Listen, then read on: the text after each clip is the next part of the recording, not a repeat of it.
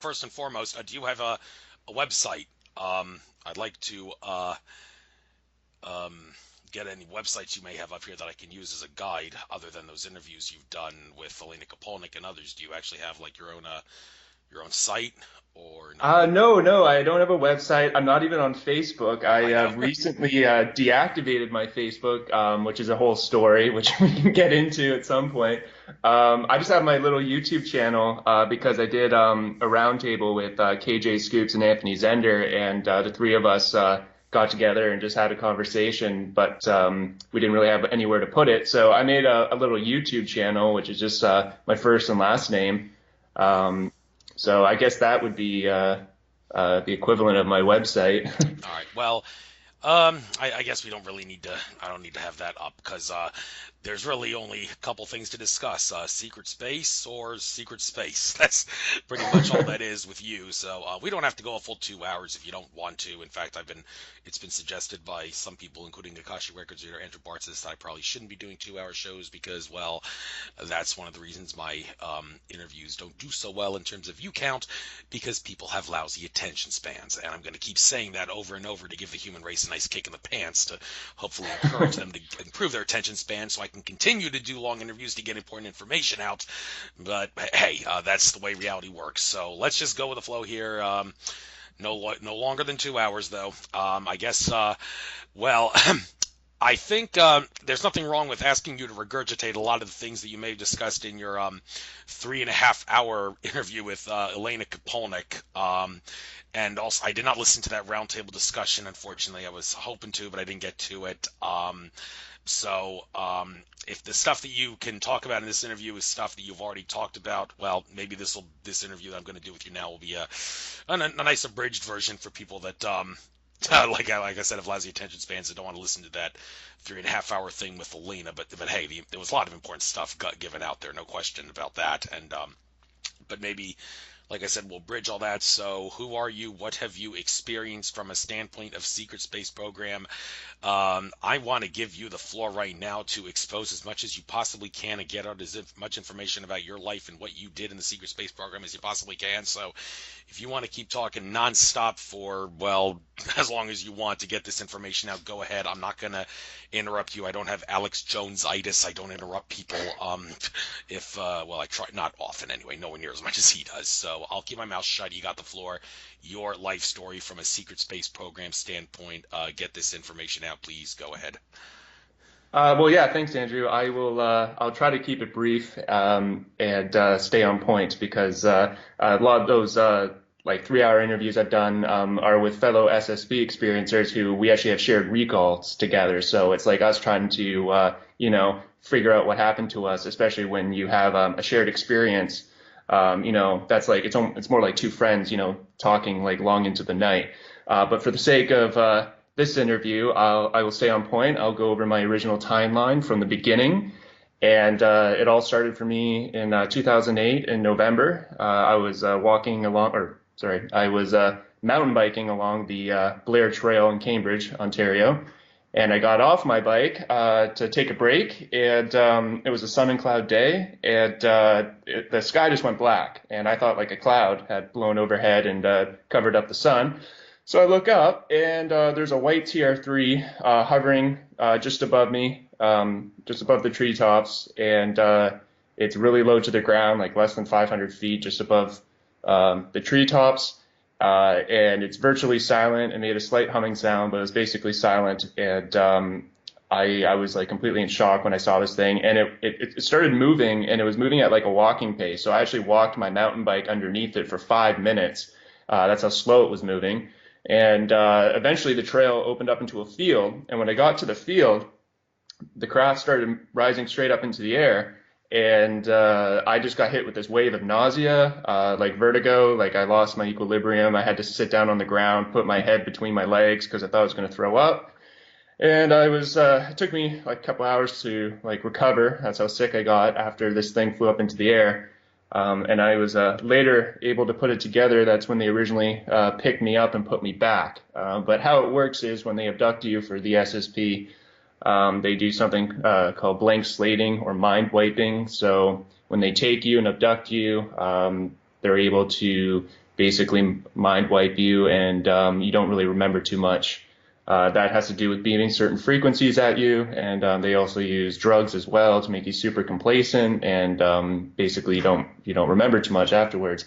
But what's been happening for me and other SSP experiencers is the memories start coming back in the form of basically night terrors, vivid dreaming, except these dreams are different because you're usually aware that you're dreaming. So it's like a lucid dream, and it involves like a MyLab military abduction scenario, and you're basically just reliving the trauma that they tried to cover up.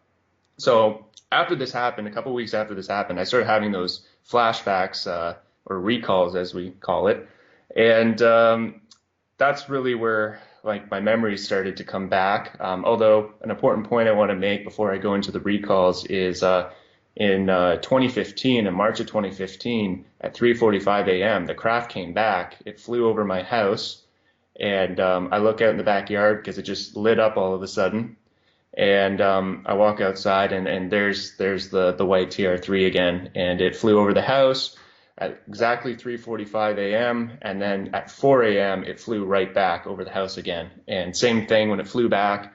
I lied down on the couch and I felt the same like nauseous feeling like I was going to throw up, but because of the fear, because I was very, very surprised it had come back after all that time, because now it's 2015. I had a bit of a panic attack, started like shaking uncontrollably, just lying on the couch, and yeah, that was an ordeal. So that was the second time I was taken. So I've been taken twice, and in terms of my timeline, I was fortunate enough after I went public in June, Tony Rodriguez reached out to me, and he was willing to meet me for lunch. So I actually got to meet him in person, and I had a bunch of questions on like how does the blank slating work? How does how does this all like work? Are they doing cloning? Are they using time travel? And he was able to fill in some of the blanks for me. But what he really encouraged me to do was to really work on a timeline and try to put it as best you can into chronological order.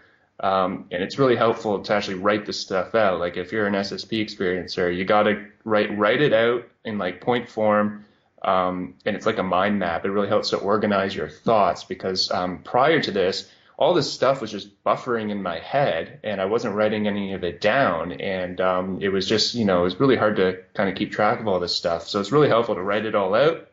So for the sake of this interview, I'm going to try to stick to my timeline. And what I was able to piece together is that when I was initially taken, they actually took us up north. They took us to what looked like the Arctic. And I remember being on the TR3 and we flew over this like massive sinkhole, and then the TR3 lowered down into the sinkhole, and in the there's like a side chamber cut out, and it flew into the side of the sinkhole, and it was an underground base. And from there, they took us to the moon base, which was located inside this crater. It was like a dome structure inside this crater. And same thing, this dome like opens up, the TR3 lowers down in, and we were shown off the craft. There's a couple other people with us, and they took us into a corridor, and there's about 30 people lined up in this corridor, standing like at ease, staring at the wall blankly. And they just told us to line up and wait. And so all these flashbacks I have, they're very choppy, and that's why it's important to like just keep writing it out and try to make it as congruent as possible. I do remember a little bit of what happened at the orientation at the Lunar Operations Command Moon Base. They taught us like it was like a regular classroom with a projector screen. They taught us about all the different ET types we might encounter. They taught us dimensional ecology, having to do with the different vibratory states of matter, which most people know as densities, like first density, second density, third density, and so on. But they taught that as a matter of fact. When I would later come across the Law of One, and the way they taught it, this wasn't like a spiritual belief system. It was a matter of a fact. It was like, this is dimensional ecology. You're a third density being. You're going to encounter fourth density beings. You probably won't encounter fifth density, but they did teach us about fifth density. And what they told us about fourth density beings, they said that third and fourth occupy the same space. That's what you would call physical matter, except a fourth density being, their megahertz level, they resonate at like 350 megahertz. And they showed us this chart where like the average person resonates at between like 50 and 60 megahertz. And like a fourth density being is fully telepathic. They're resonating at 350 megahertz at least. So when you would be in the room with one of these beings, their aura was just massive. It was powerful. Like they would look at you and they don't have to speak, and you just know exactly what you're thinking. If they want you to do something, as a third density being, you just start to do it. That's how powerful they are, and that's also known as entrainment. But after the LOC, that's when I had a shared recall with Elena Kapolnik, because she was an ICC instructor, and what the Solar Warden Navy Secret Space Program Navy, they actually facilitated their training through the ICC on Mars.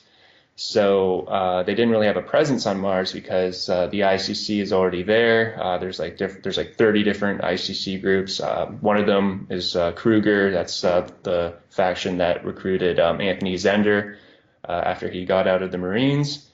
And so our training continued on Mars, and that's where I met Elena, and she was an instructor teaching Qigong, but she taught these swimming lessons where they got you to jump into a pool of water, and you had to tread water, but you had to create like this energy bubble around you to stay afloat, and it was an endurance contest. And another interesting thing about that is in the group I was with, they were pairing us up so that the rhesus positives, in terms of blood type, the rhesus positives had to tread water, and that was one group, against the rhesus negatives, and they wanted to test the different blood types in terms of strength and endurance. They were already very heavily invested in rhesus negative. It's a very explosive blood type because it absorbs more oxygen into the body more quickly. So a lot of the super soldiers, like a true super soldier like an Anthony Zender, his are rhesus negative, so he hits hard and fast and is very explosive. But the thing about rhesus negative is they do run out of steam very quickly, and they have to regroup, whereas the rhesus positive absorbs less oxygen into the blood, so not as explosive or powerful, but longer stamina. So in the group that I was with, they were actually testing the blood types to see which one was, I guess, better, or which blood type would be better suited for different roles within the SSP. And then in terms of my recall, I had this, I said this in my first interview, this recall of being underground in like these Mayan-looking ruins. There's like 16 of us in these ruins, but they had set up these little cots and beds, and there's all these like chambers cut into the rock with like laser precision, just like these massive chambers. And they set up these little like cots, and we were still cadets, and there was all I remember is I'm talking with this blonde girl, and she's sitting on the edge of the bed, and we're just talking, and then they say lights out, and in the morning, her and another guy were just gone. They were just gone, and so I remember asking the commanding officer where they went, and he basically told me to keep my mouth shut, and it was none of my business where they went. And I would later find out a lady by the name of KJ Scoops, she reached out to me when she saw my interview, and she's the one I did the roundtable with Anthony.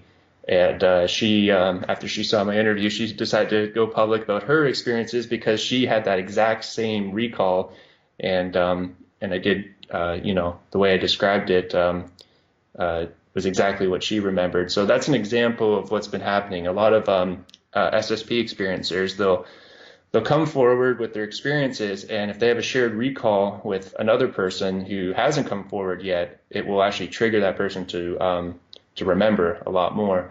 So quite a few experiencers have been coming forward. I've been working behind the scenes with a couple that have gone forward, and I think we're going to be seeing a lot more of that as this starts to trickle out because people are basically remembering. And you actually interviewed Carl Mollison, and I thought that was synchronistic because I did a higher self channeling session with Carl Mollison, and we made that public. And I got to ask some clarification questions about my involvement with the SSP. And what Carl does is he channels your higher self, so it's different than just a psychic reading. You're actually talking, or his talking, but it's you, it's your future self, which is really really neat because you can literally ask your future self what's happened to you, and that actually kind of shortens your evolution because if your future self or higher self can go back into time and give you these insights and help you heal and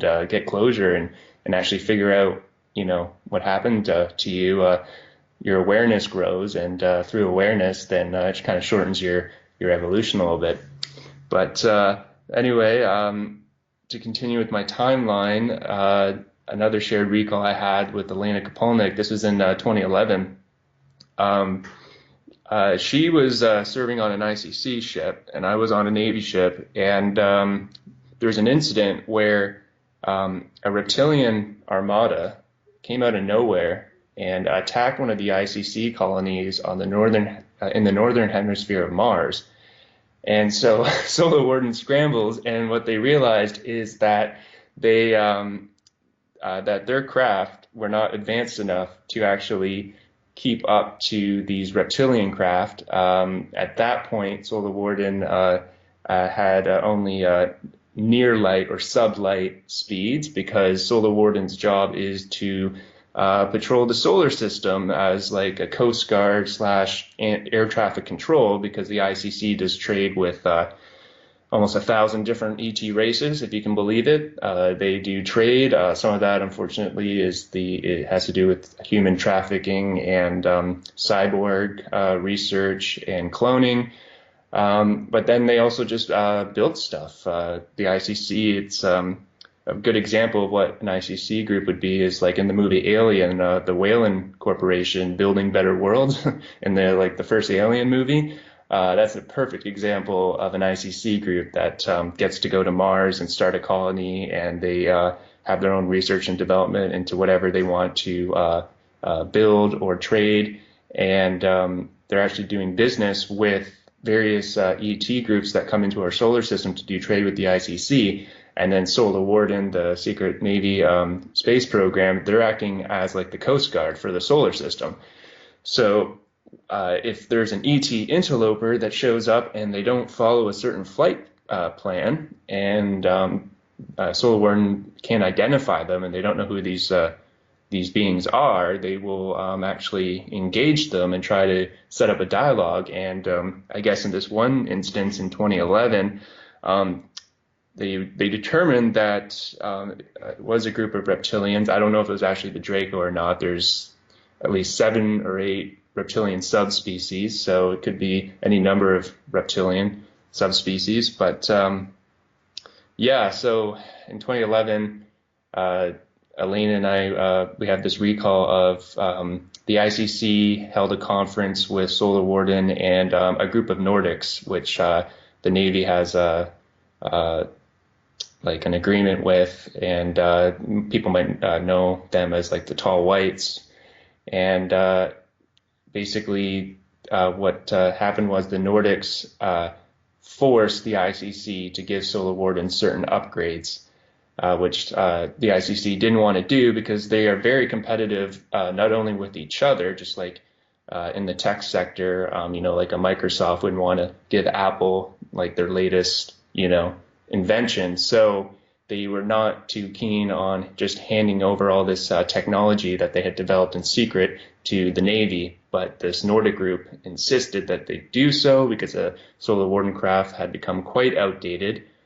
Solar Warden was officially launched in 1980, and at that time, a lot of the craft, including the craft I saw, the white TR-3 is a scaled down version of the black triangle that the United States uses, and in Canada and also in the UK, they use this white scaled down version as a part of the Aurora space fleet to patrol both the Arctic and the inner solar system. But that craft has, like, when I looked up and saw it, it had paneling on it. It had been like fit. It wasn't just one piece. It had paneling, so it was actually like still riveted together, which is not that advanced, and it only had like a sublight engine. So it just couldn't keep up anymore. They were using craft that were built in the 80s and 90s. They were still in service as of 2011, and they needed serious upgrades to deal with this conflict.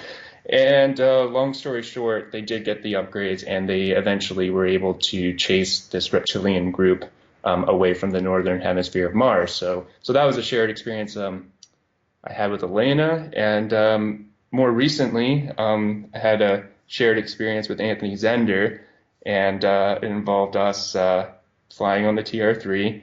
I'm not sure if it was a white one or a black one because we were inside of it at this point when my memory kicks in, and we were tracking a submarine, like remote viewing it through the TR-3. We were tracking this submarine, and but like remote viewing it. It was really neat. We were actually flying above it, looking through the floor of the TR-3, but it's not like the floor was transparent. It was still a metal floor, but we were able to remote view down, and we were tracking the submarine. And I guess the TR-3 was cloaked because the submarine was cruising on the top of the water, hadn't dove down yet, and it had no idea we were flying above it.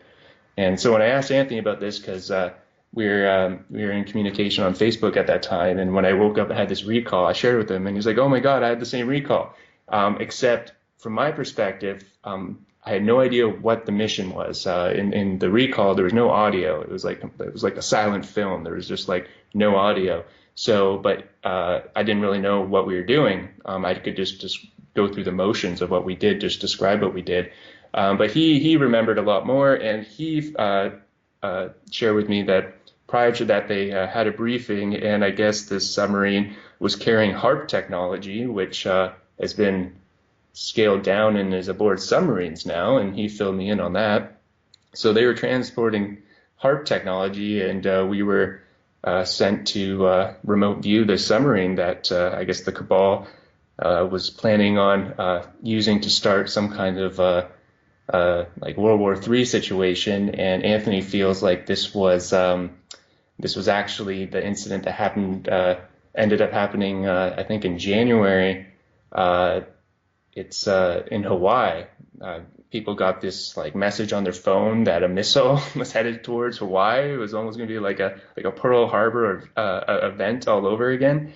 And so I asked him. I'm like, well, we had this recall in December, and then this happened in like January. And Anthony felt like they actually brought us into the future, and we were remote viewing a submarine and tracking it so that the Cabal couldn't send it off the coast of Hawaii and do like literally like history repeating itself, a Pearl Harbor event to cause like a World War III, and blame it on Korea or something like that. So, but I mean, this is where this is the subjective stuff where you have these shared recalls with people.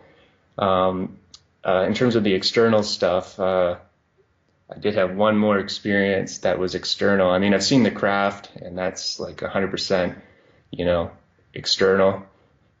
Objective reality. I do have one more like actual external event, and that was in March of 2009.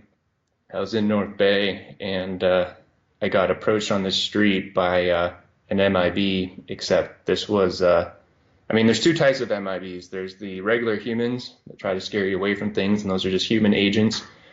And then you have like the Nordic ET, and they look very human, some slight differences, but they can still pass for human walking down the street.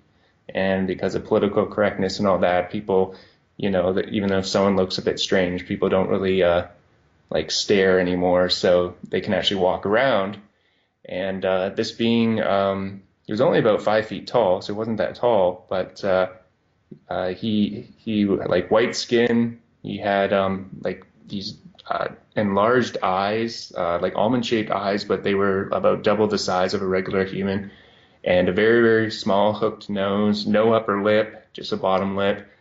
He wore a white baseball cap with his ears tucked in, And he looked very, very odd. And he just walked up to me and he said, "Don't excommunicate me. I'm a good boy." And so I'm walking down the street at like 5:30 in the morning, heading up to a coffee shop. It's still dark out, and he just like appears right beside me, and he says, "Don't excommunicate me. I'm a good boy," which is very strange thing to say. So it all happened so fast. I like walk a couple feet in front of him, and I turn around and look at him, and he just stares at me. And this is where the whole entrainment thing comes from, because he just stared at me, and even though he's just this like little 5 foot tall man, his eyes and his stare were so powerful that I've never felt fear in my life like I did in that moment, just looking at this being. He would just had his energy was so powerful that I actually got scared, and I headed up towards the coffee shop. And I walk inside and sit down, and he slowly starts walking up, and he moved very, very slowly. And when he walks into the coffee shop, the power turns off and the power turns on. And and I knew it was because of him. And he walks over to my table, and I ask him, I'm like, how did he do that? And he says, like, just completely serious and deadpan in a very like monotone voice, he says, "It's my angel heritage." And like I'm not a religious person. I'm atheist. I grew up in an atheist scientific household, so I don't have any of that religious programming. But at the time, this is in March of 2009, and the first time I saw the TR3, the first time I had been picked up was just prior, a couple months prior, in November 2008. And so, like, I was still just, coming to terms with this stuff. I was just having some night terrors, and I really didn't understand what I had been involved with, but I was starting to remember things spontaneously. So during my higher self channeling session with Carl, I asked him about like what transpired in North Bay with this being, and he said it was an ET hybrid, and it was a field check because I was starting to remember things, and they were worried that I would, eventually piece everything together. So this was a field check, and so what happened with this being is like he sits down at my table and he starts staring at me, and he did the entrainment, and the feeling was like you're being pulled into his eyes, but at the same time, I felt like I was going to fall over in my chair, and I actually had to grip the table, like white knuckle the table, because I felt like I was going to faint. And as he was reaching into my mind, this little voice in my head, this like survival instinct said, like stay awake, stay awake, stay awake, because I knew if I fainted, I would have like some kind of seizure or stroke or something. So I'm just sitting there, and he reaches into my mind and starts talking, and he told me how both my grandfathers died when I was 10. They died a month apart. And he just starts basically almost like a psychic reading, starts telling me about my childhood. He knew what my favorite video game was as a kid. It was a computer game called StarCraft. And he says like, "Oh, don't you notice how Protoss, they look like the Greys?" And he started just talking, but also like clearly reaching into my mind, and like telling me very, very personal details about my life that there's no way any like a stranger off the street could know that. And I mean, this is 2009. I know Facebook had just come out. I think I still had like just a little MySpace page back then. So, but there's no way, even if someone had tracked me online, they could find out like little details about my life, like how my grandfathers died, and what my like favorite computer game was when I was like a little kid. And he knew my friends' names. He knew my friend Joe, who's a hunter. He knew his name. He talked about Joe. He talked about a friend of mine who had been killed in a motorcycle accident back in 2008. And he just kept talking. But as he's talking, I'm feeling more and more sick. And eventually, I'm like, I don't think I can stay awake anymore. The feeling was like I was going to faint, or like when you just can't keep your eyes open anymore because you're that tired. So I start looking around, and I'm thinking like, what am I going to do here? How am I going to get rid of this guy? And I look across the street, and this was on March 29th, 2009, and it was a Sunday. And I look across the street, and there's a Catholic church. And there's this like early service starting. So, because he's in my head at this point, he knows what I'm thinking. And he says to me, he's like, uh, I can give you anything in the world. If you could have anything in the world, what would it be? And I knew that if I were to say like some kind of wish, like, oh, I wish I could race motorcycles, or I wish I could, be a pilot, or whatever my wish might be, like my biggest dream or whatever, I knew that was like some kind of trap. It was just like some kind of like karmic cord or trap that he was trying to set up. So I just looked over at the church and I said, all I want to do is go to church. Which, keep in mind, like I've never been to church in my life, and grew up in like an atheist scientific household, so it's not like I actually like wanted to go to church, but it's just weird. In that moment, I felt like that was the only thing that was going to save me in that moment. And he agreed. He agreed, and so we walk over to the church. He's still following me, and when we get up to the priest, who is, welcoming everybody coming in, he's like shaking everyone's hands, saying, "Peace be with you, peace be with you." Uh, this being looks at the priest, makes eye contact with him. They kind of get locked in this little bit of a stare, and then this being says, "I'm with the deceased." And when he says, "I'm with the deceased," the priest stops what he's doing, welcoming everyone coming to the church, and takes us down to the very first pew. Except this pew had this like rope around it, because it was actually where the choir would sit down at the beginning of the service. The choir would sing, and then they would sit down, and then behind that were the regular pews. So this was like a roped off pew, and he, for some reason, because I guess he's under entrainment, he sits us in this roped off section, and then goes back to what he was doing like nothing happened. So I'm sitting there, and then this being, right before he left, he shared with me, and I don't know if this is true or not, but he explained to me that in my past life, I had lived in New York City and I had been murdered. And then after he told me that, he just got up and he walked across the altar, disappeared behind the organ, and I did go hear him go out a back door, and it must have been like a fire exit or something behind the organ. But yeah, he just like left in a very strange manner too. Like, who does that? Just like walks across the altar and then behind the organ and goes out the back door.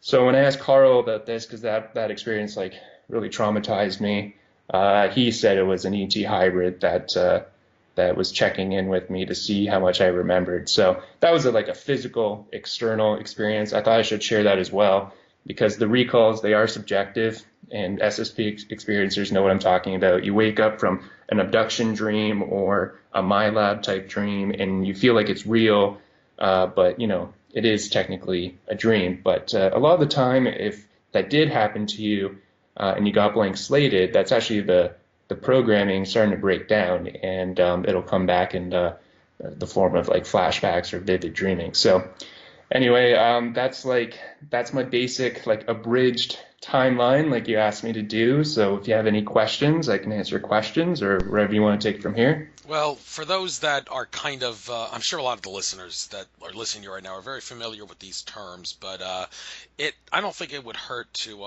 compare and contrast for those that are kind of ignorant about this. The terms SSP, ICC, Solar Warden, they seem to come up very often in the secret space conversations. So could you, in I guess great detail if possible, compare and contrast, and also identify what exactly are they for those that are of this, the Secret Space Program, the ICC, and Solar Ward. And I know you did cover this somewhat already in your little life story there at the beginning, but I'd like you to do this. But for the most part, you mentioned them in passing with just a few details. So could you maybe give a nice unabridged explanation of what all those things are and what they aren't? Yeah, sure. The ICC stands for Interplanetary Corporate Conglomerate, and that refers to about 30 private corporations that have colonies on Mars. And in tracing it back, most of these ICC groups are actually financed by the inner circle nobility families worldwide. There's about 200 nobility families worldwide, not just in Europe, but in other countries that basically they own the precious metal cartel, so they can back up these corporations financially with, like gold, silver. So they have real assets.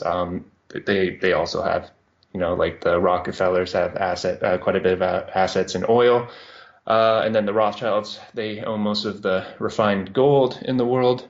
Just to give you an example of, like what kind of family would or group of people would actually finance a colony and be able to afford a colony on Mars. And the reason why they do that is because on Mars, there's no laws. So they can get away with literally murder on Mars. There's no laws on Mars whatsoever.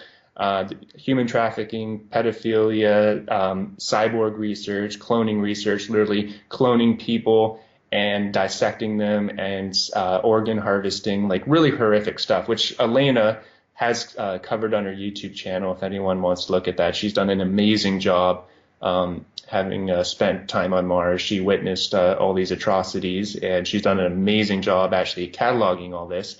So that's the ICC.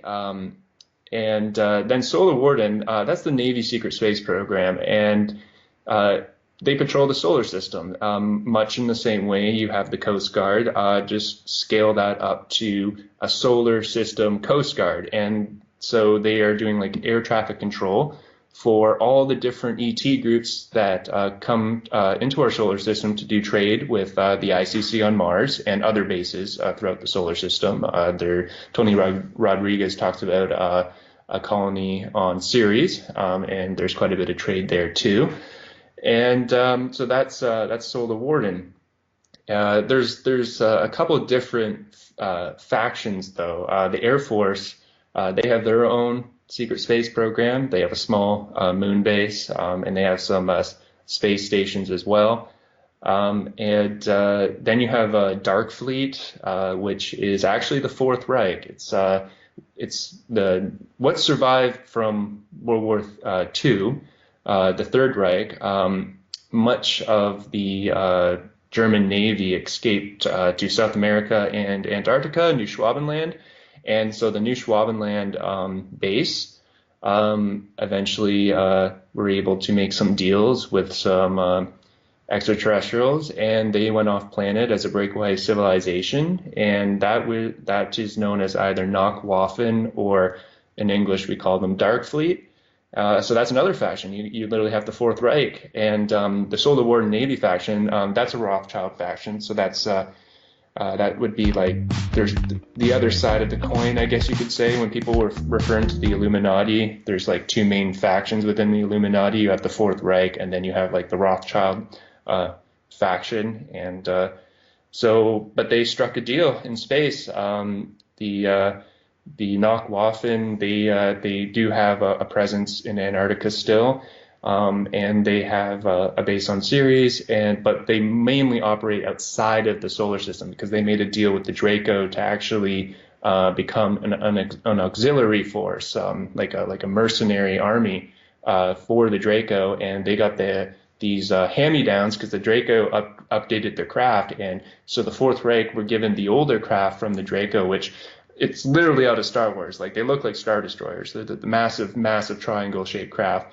They operate mostly outside of the solar system. They do have a base in Antarctica still, and small enclaves in South America, and a base on Ceres, but they mainly operate within the Oort cloud and just beyond the Oort cloud in terms of their bases. But yeah, so that's another faction, and that's the thing about this. There's so many different programs running. You have like over 30 ICC groups. You have the Solar Warden Navy faction. You have the Air Force faction. You have the Fourth Reich.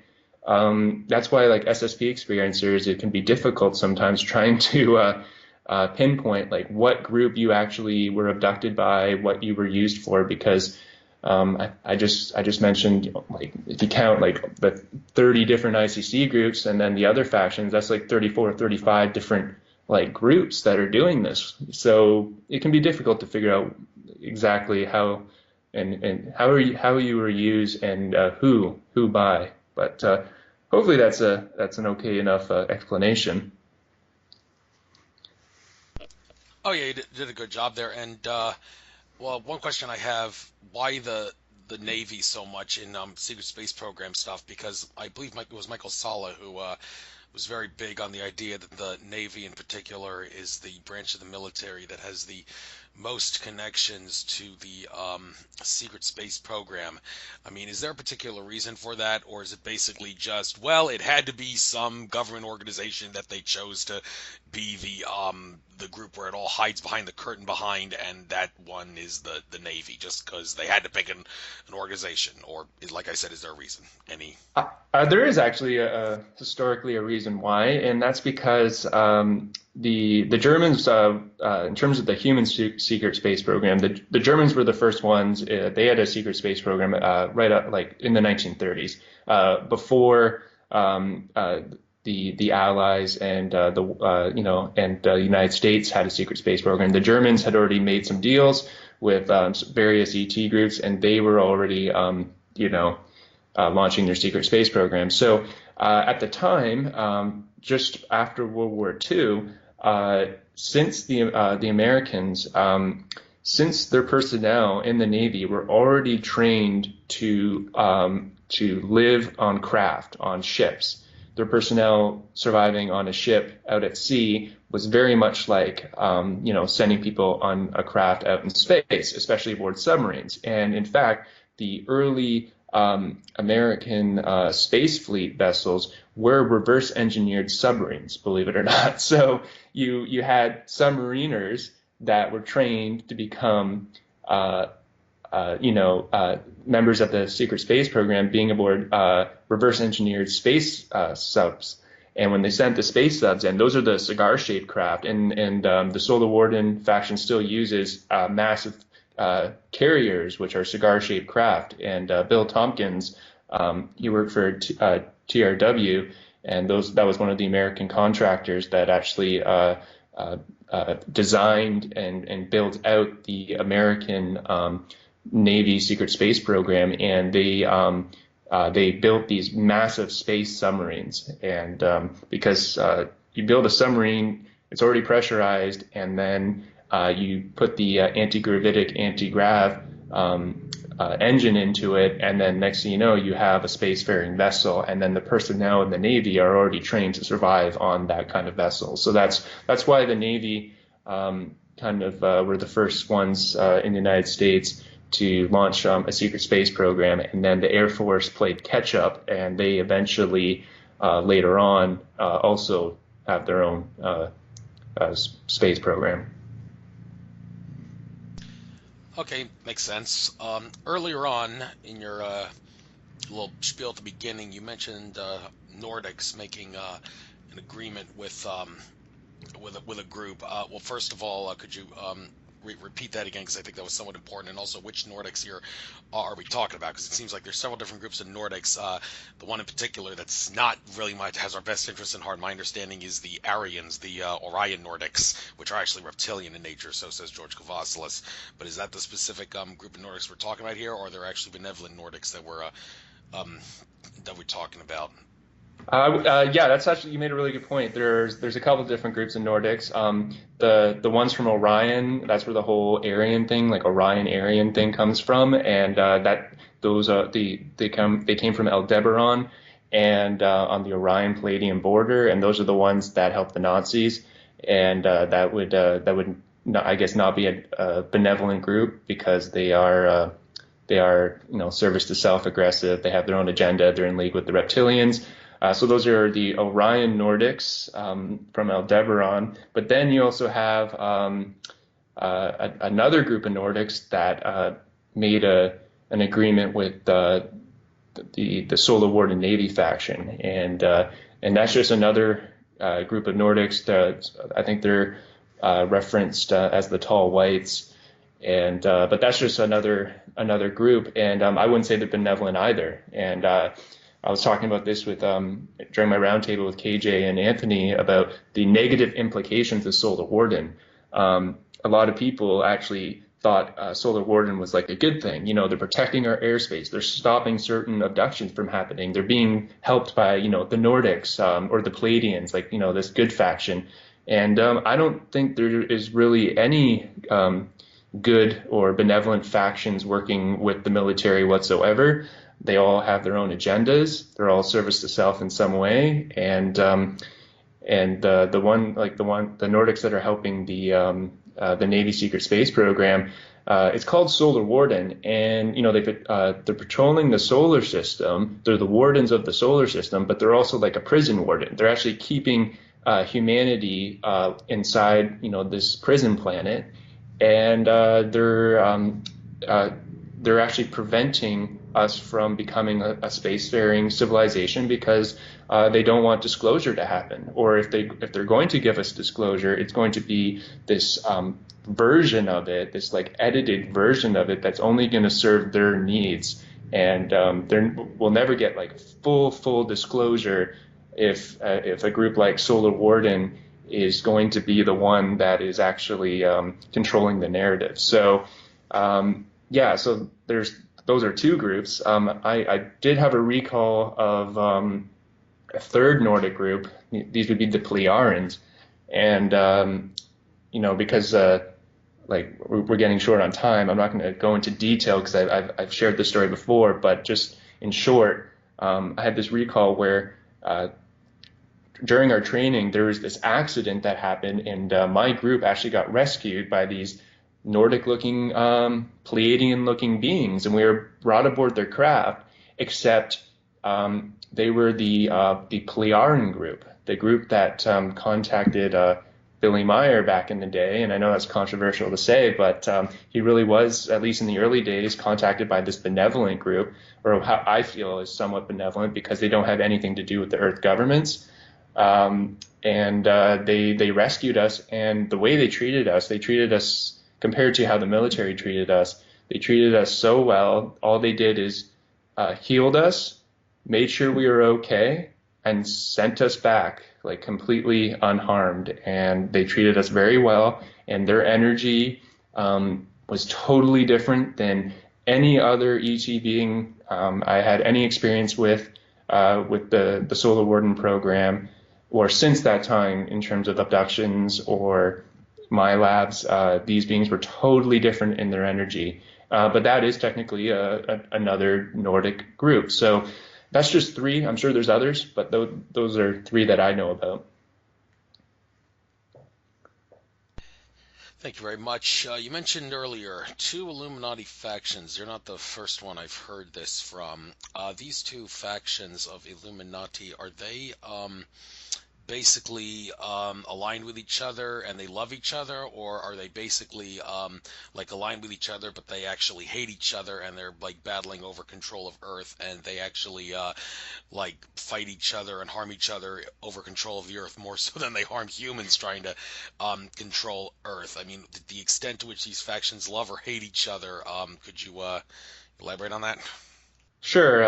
Well, like love and hate, those are strong words, right? So they tolerate each other out of necessity. I think that would be a more accurate way of describing it.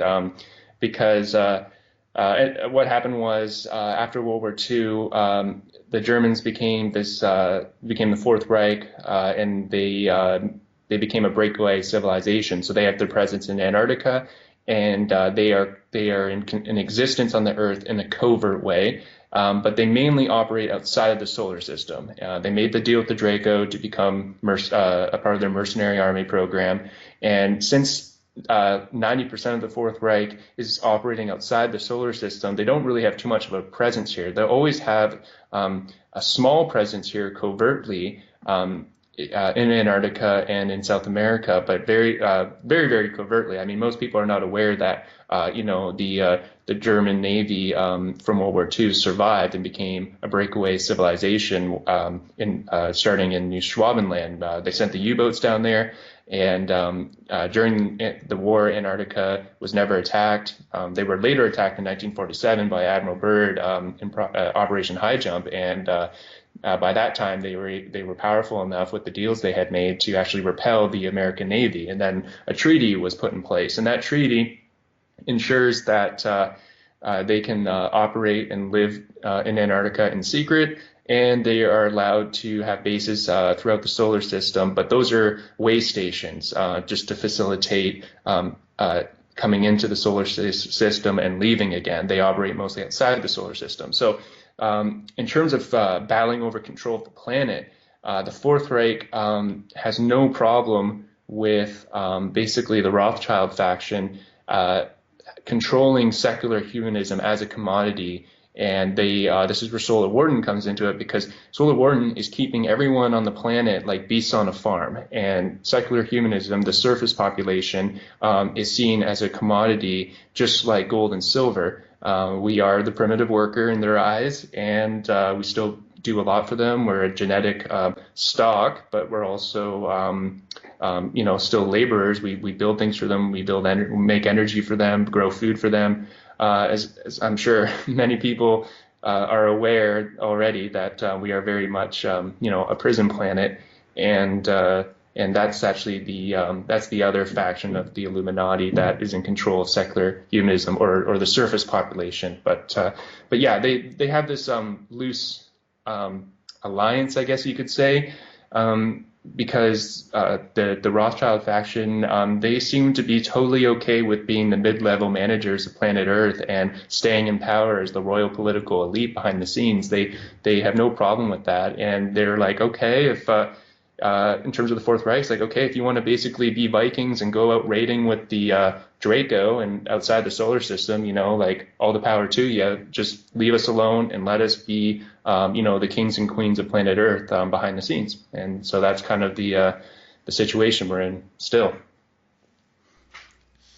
Thank you very much. Also, on a related note to this whole ET thing, there is talk by some people I sort of trust, some I don't, and some I don't know what to believe, but I'll get into that in just a moment. But the idea that there is a plan to do the mother of all false flags here on Earth in the near, maybe a little distant future too, possibly the staged alien invasion. And some people that have said that this would happen include Stuart Swerdlow, and also Brad Johnson, who channels Adronis. He was channeling some other entity from the inner Earth Agartha.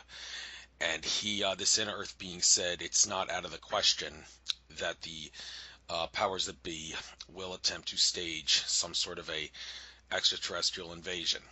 Now, when Stuart Swerdlow brought this up when I interviewed him, I asked him, well, okay, maybe they have this plan to stage the alien invasion, but how exactly are they supposed to get away with it? I mean, it's not like 2001, where they could stage a terrorist attack by making holograms of planes fly into giant twin skyscrapers over 1,000 feet tall and use a direct energy weapon to dustify the buildings and get away with it, even though it's obviously a lie and a staged event. If they tried that in the present day, another 9/11, there's many would assert it's impossible for them to get away with it because too many people are awake. Likewise, it would be impossible for them to stage an alien invasion without the human race realizing that it's a staged event. I asked Stuart Swerdlow that question: how do they expect to stage it and get away with it? And his answer was kind of disturbing, to say the least. He said, well, actually, they would get away with it because humans are too stupid. I'm sorry if that offends anyone, but that's what he said. So your opinion on the idea of a staged alien invasion and whether the human race is too lost in a trance to be able to realize it's a staged event. Do you have anything to say about this? Yeah, that was always the final plan that the Nazis had. They were eventually going to stage an alien invasion in order to keep humanity under control. So it's still on the table. I don't know if it's going to happen. It's more of like their trump card to keep control over humanity. I think what they would most likely do is the Draco. They would actually, like the Fourth Reich, who serve alongside the Draco and Darkfleet, they would basically just hover in the skies above the world, and everyone would, be freaking out that there's an alien invasion about to occur, and then that's when Solar Warden and the Air Force faction would, give us a version of disclosure saying that, we actually do, in secret, we have, this this secret space program, which is an extension of the Star Wars program. And don't worry, like we're going to defend ourselves. And in doing so, not only would they be able to control all of humanity, because if they did that, it's like what that famous speech Reagan gave in front of the UN. Imagine how quickly we'd put aside our differences if we were faced with an outside alien threat. So that is the trump card that the cabal has. And but it would be staged. It would probably be the Dark Fleet Nakwafen as the ones who pose as the aliens, and then the Solar Warden faction and Air Force faction would also reveal themselves and would actually paint themselves in a very positive light, being the saviors of humanity, and it would literally be like the movie Independence Day. And maybe we would repel them, and then at that point they would bring in like the New World Order. And but I don't know if that's actually going to happen or not, because they seem to be very much in control and I don't think they need to do that, because most of humanity is still asleep. I mean, like, obviously your listeners are the awake ones and are probably experiencers themselves, but that makes up a very, very small minority. Like, probably like less than 1% of the planet is actually fully awake and aware. 99% is still, stuck in that primitive worker mentality. And I don't think they need to do that unless there was a mass awakening and like literally we had this revolution on our hands, like a French Revolution, but worldwide, which is very, very unlikely because of all the programming and systems of control. The mind control on our planet has everyone, or at least the 99% of people, just stuck, in their everyday lives, not really, worrying about this stuff.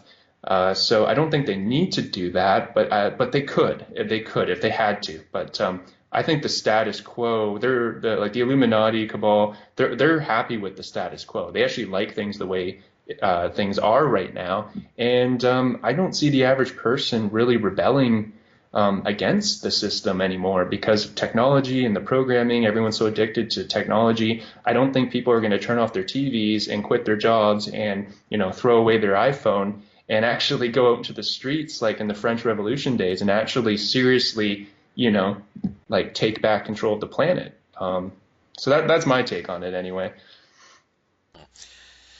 Well, the idea that there could or could not be something that causes a mass awakening, since you mentioned that, I might as well point out that back in June of 2016 at a conference that I was at, led by Ted Marr, one of the speakers at that conference, asserted that, and I think he got this information from some sort of a higher level consciousness contact, claiming that there is a plan in the works for Edward Snowden to actually release documents that, for all intents and purposes, will show that the 9/11 Truth Movement was right. I mean, I don't know how to elaborate on that in regards to, like, well, what were they right about and what were they confused about? A lot of debate as to what actually happened on 9/11.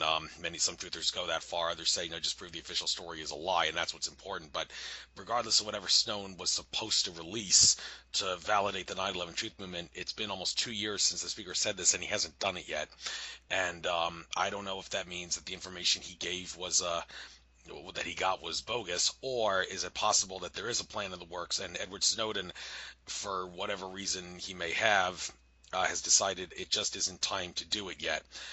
Well, this idea of it not being time to do it yet is something that a lot of people have been wrestling with and having to cope with, especially people in the movement that, like, people like you are in regards to, well, what can I expose without freaking out the human race? Alex Collier has asserted that back in the early 90s, he approached Richard Hoagland and asked Hoagland why he won't acknowledge and flat out just tell the world the moon is artificial, get used to it. Hoagland said he's not ready to. And Hoagland has, Collier said Hoagland's excuse was because I'm not ready to tell the world. And Hoagland has, on at least one occasion that I know of, said in interviews, you got to be careful what we expose because there's too many humans out there who would be unwilling to accept the truth. And does he have a point? Well, unfortunately, he very well may, because Andrew Bartzis, an Akashic Records reader who is arguably number one source of info on my show because I consider his Akashic skills to be the best way to get a definitive answer to a question. He comes out with articles often. Andrew's insights, he calls them in the emails, and one of the most prominent insights that I've referenced many times in the show is one called The Future, with a question mark after the word future.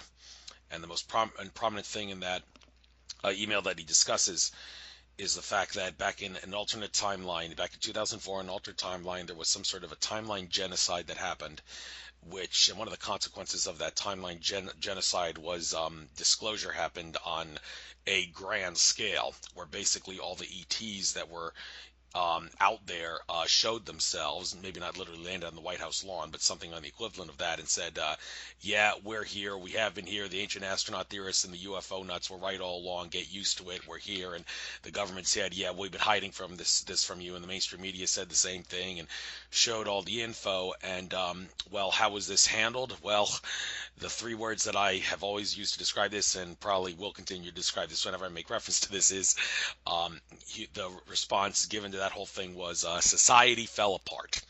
It was I don't know if people went crazy in the streets like they did with the Orson Welles War of the Worlds radio broadcast several decades ago, but what did happen, according to Andrew Bartzis, was people stopped living their lives, and I guess that means like people stopped coming to work, and when their bosses were calling them saying, hey, you're supposed to come to work today, they said, what's the point? I mean, why should I bother working for a slave system when I know that there's ET technology out there that can replace my job easily and take away money? What's the point in living anymore? And that's basically what happened. And didn't really, Bartis didn't elaborate. Like I said, he didn't get into like what all the religious folks feel about how their religions crumbled and all if this disclosure happened. But the point is, having disclosure on a massive scale in this alternate timeline caused society to fall apart because people couldn't handle it and thought there was no purpose in living their slave prison planet lives when there's forces out there that could put a stop to that using the technology and whatnot. So does this basically mean that yeah, there's the reason disclosure hasn't happened? Is it fair to say there's too many people out there who are unwilling to just release all the info that they could because they can't? They think it's gonna be too much of a shock to the system and too detrimental to society. Yeah, like I think at this point, a lot of whistleblowers have come forward and have shared some very shocking information that is, very, very credible. Like Phil Schneider back in the 90s, the engineer that built out the addition onto Dulce. He talked about the 1979 firefight. He got his fingers blown off in that fight. He was very credible. 2 months after he went public, he was found shot in the back of the head. So like we've had whistleblowers that have come out, have shared very shocking information about the existence of the Greys and the government's involvement with different extraterrestrials, and the world hasn't really changed. And to give you an example, in 1952, that mass sighting of all the UFOs above in the United States above Congress. That was a mass sighting. It was in the papers. Those were actually German Vril craft that were sent from New Schwabenland. And that's how they blackmailed the U.S. government into making the treaty that I talked about. But you got to think, like in 1952, there's this mass UFO sighting above like the U.S. Capitol. It was in all the papers, and yet life went on after that event. I mean, you know what I mean? Like life went on. In the 50s, there's the boom in the 50s, and that should have been the event where everyone's like, "Oh my God, ETs are real," and and they should have demanded some accountability from the government, and yet that story just kind of went away, and that was like in the mainstream, and so even though there has been disclosure and whistleblowers have shared like some really shocking information, and yes, I think some are withholding information because they're worried about like an Orson Welles situation, people like freaking out. But there's other whistleblowers that laid it all on the line, shared very disturbing information, like Phil Schneider, and he ended up paying the ultimate price because they ended up killing him for speaking out. And if you look at his information, absolutely devastating.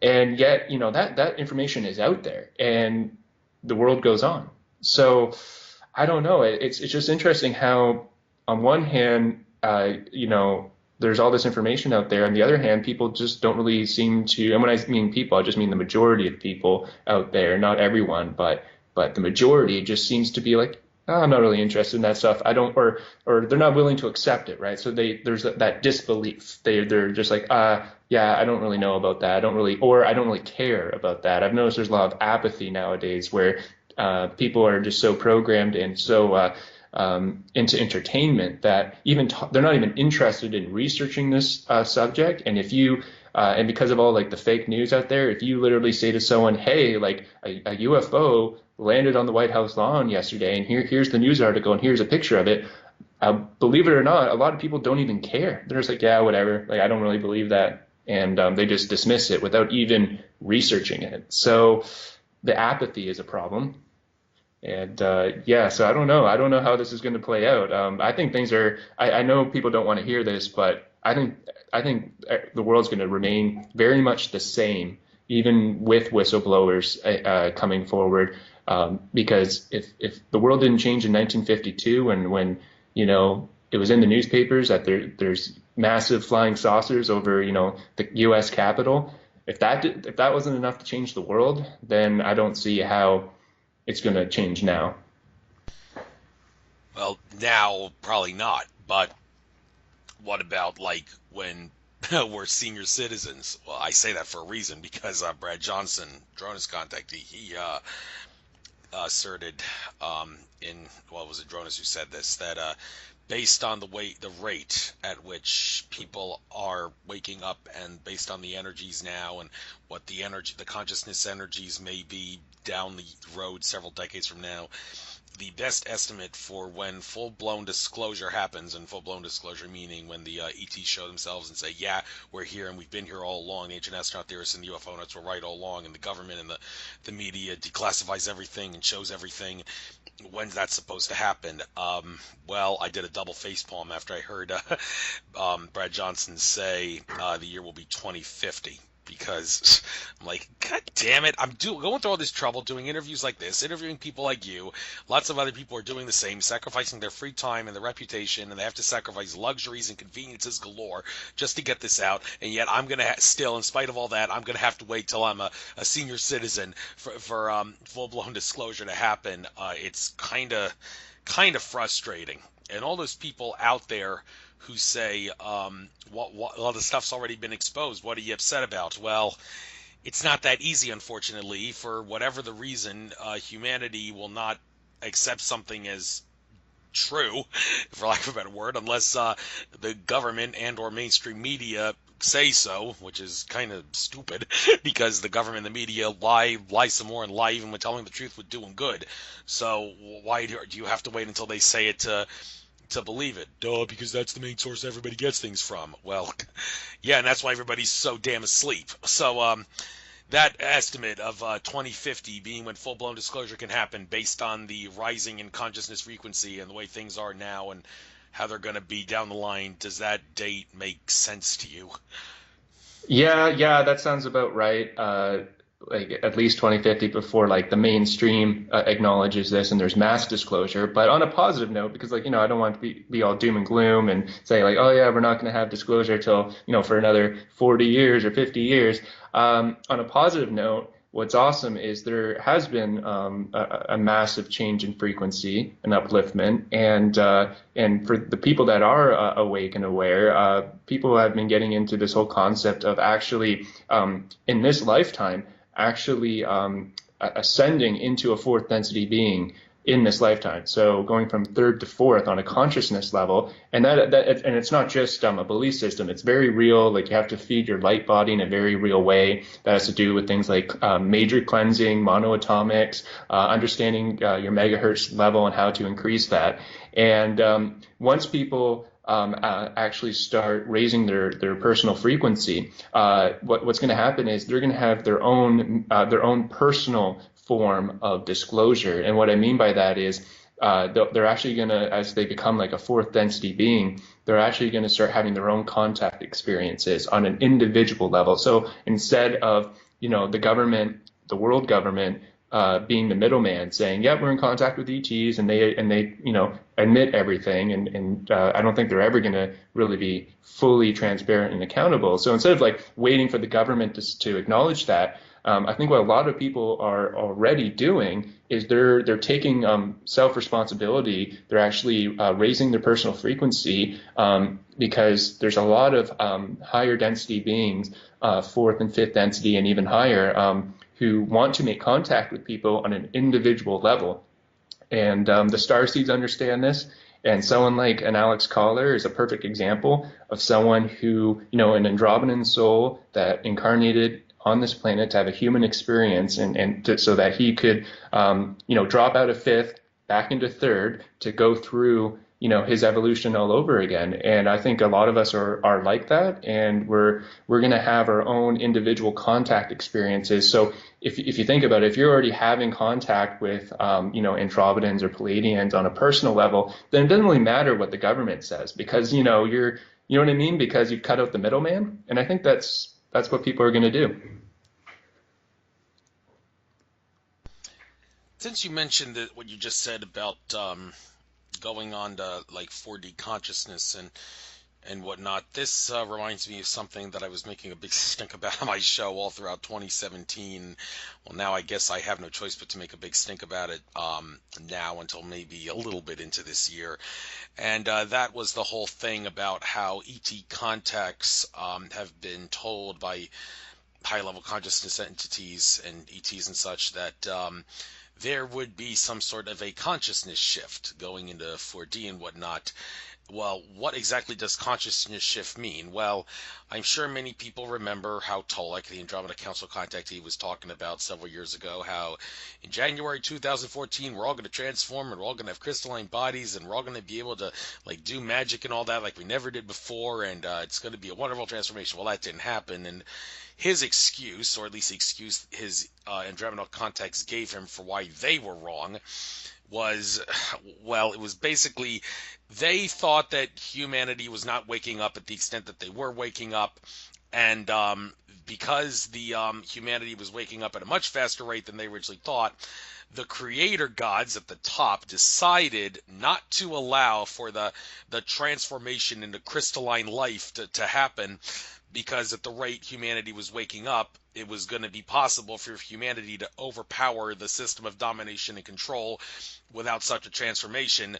So they decided, okay, let's shift the timeline so that a transformation doesn't happen, and we'll let the human race stay in their meat suit bodies and such and beat the control system that way, because, well, at the rate they're waking up, that's going to be unavoidable. Well, that was the excuse, and the biggest problem I have with that excuse was that if humanity was waking up at a rate faster than they originally thought before they said we're going to transform, well, then that shouldn't that have only sped up the rate at which the transformation would have occurred? Well, apparently not, because as a result of our waking up so quickly, he asserts, we're going to have to stay like this and beat the system in meat suit bodies. Well, that was the excuse. I don't know what to make of it, but another thing that I also don't know what to make of, in a sense, is Ray Kusalanich basically saying, another ET contactee basically saying that at some point in 2017, all that stuff that Tolek said would happen in January 2014 but didn't happen is going to happen.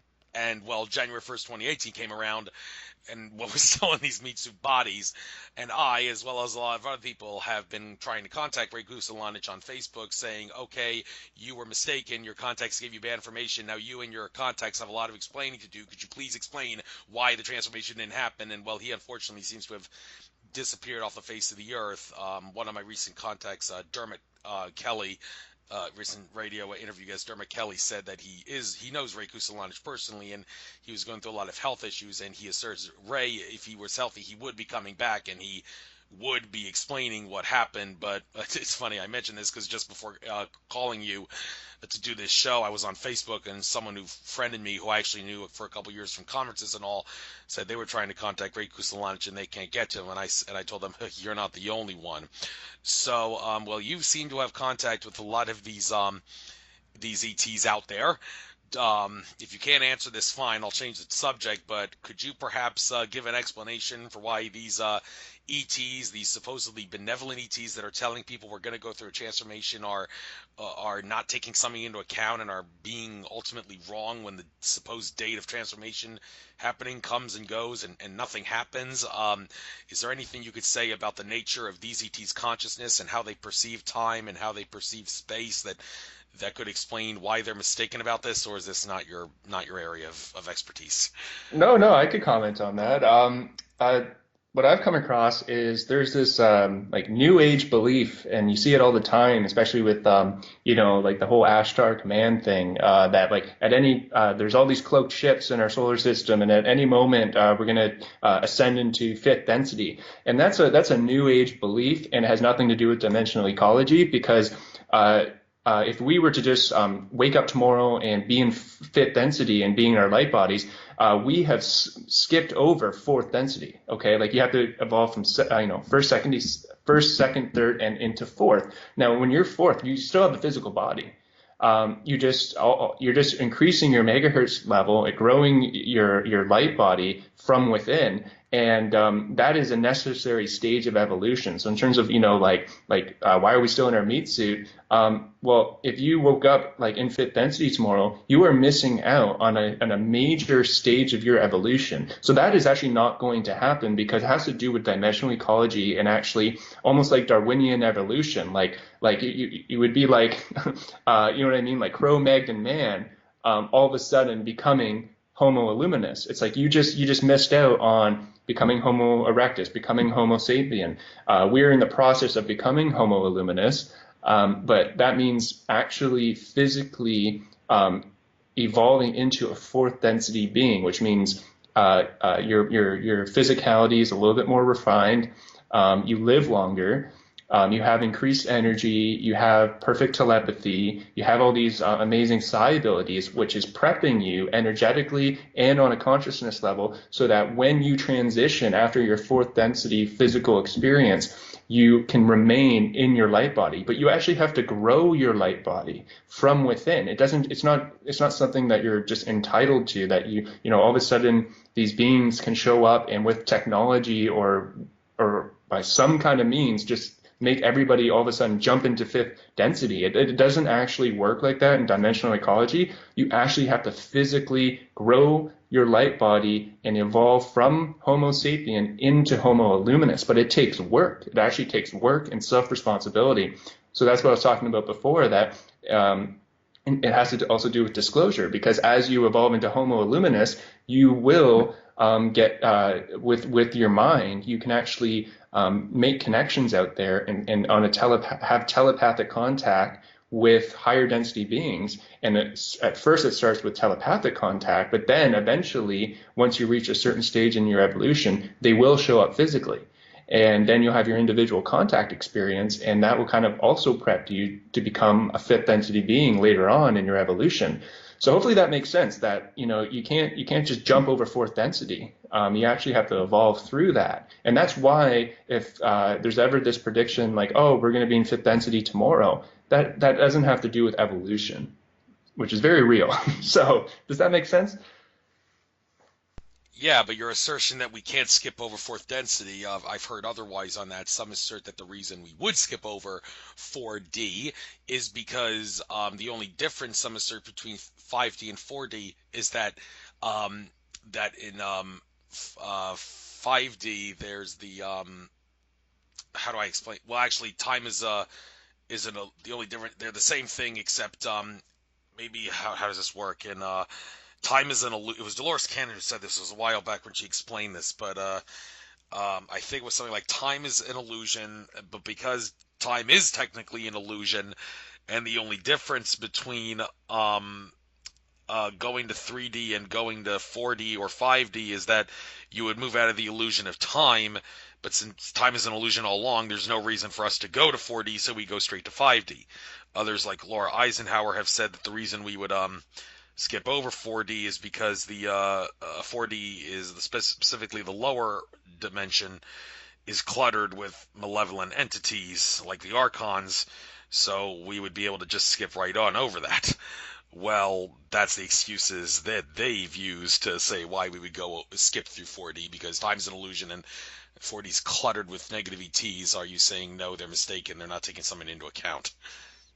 I think that one thing that may have been overlooked is just the simple fact that, as like we're third density being, and in third density, what in terms of consciousness evolution, it's becoming self-aware.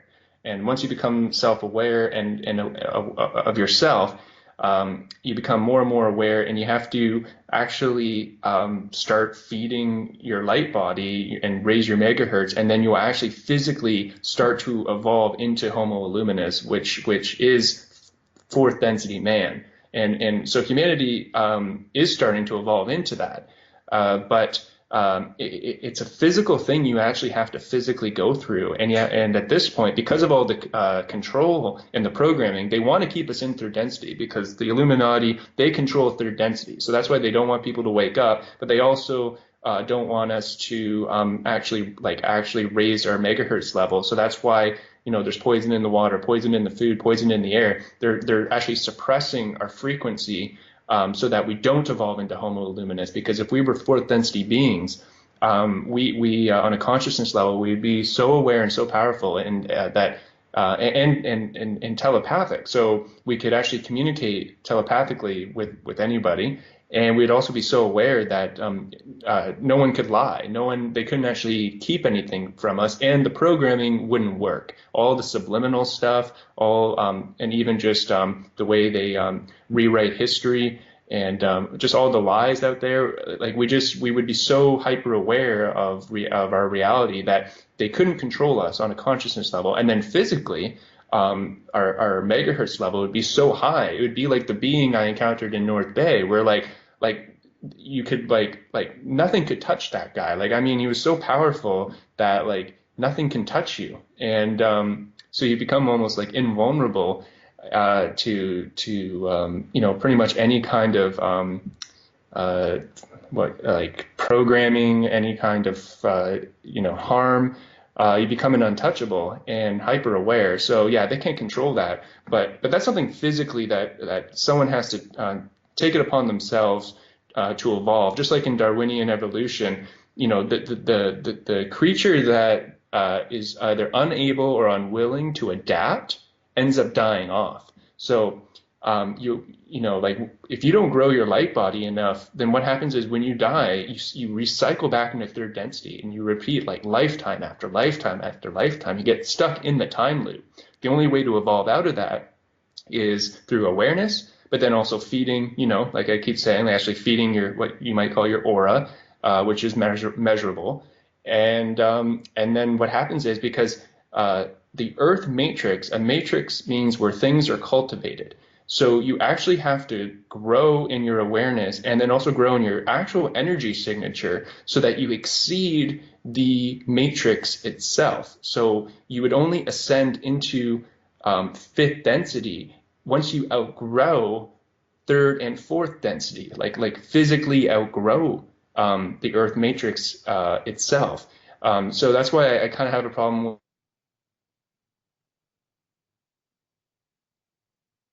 you don't. It is a belief system because there's no real.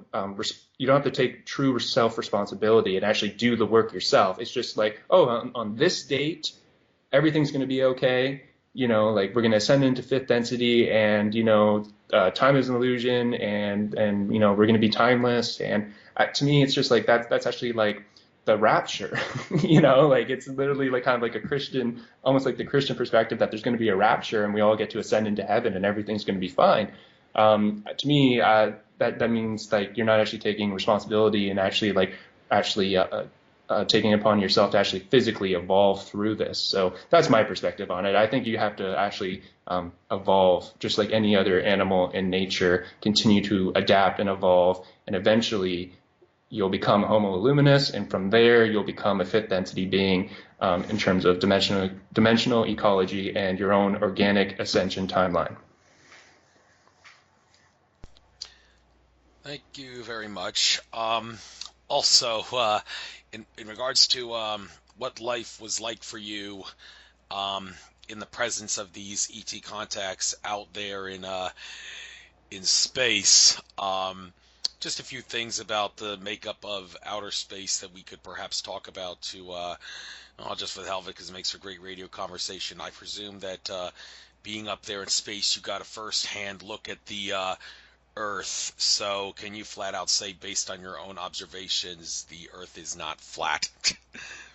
Yeah, it's definitely not flat. In nature, everything is circles. And guess what? Planets tend to be spherical. I'm not saying it was like a perfect sphere. It was kind of more of an egg shape, but still very spherical. All the planets were spherical. And yeah, so the Earth isn't flat. I'm not sure what that is. That might be a psyop. I don't know. But I actually have met people and they seem really like confused by that, like really perplexed. But I think the appeal of flat Earth is because on a deep subconscious level, we know that we've been lied to in terms of the nature of reality. So the flat Earth thing, I think, is just like one of those best-selling conspiracies because the people who believe in that, they know on a deep subconscious level that, like I said, like the nature of reality is not what we think it is. It's not what we even know. So that might be the appeal of like just flipping everything onto its head kind of thing. But no, the Earth is not flat. Everything is spherical out there, like in terms of the astral bodies. Yeah. And then I guess in terms of do you want me to like talk about what it was some of the beings I encountered, like actual ETs? Oh, sure, but by all means, go right ahead. Sure.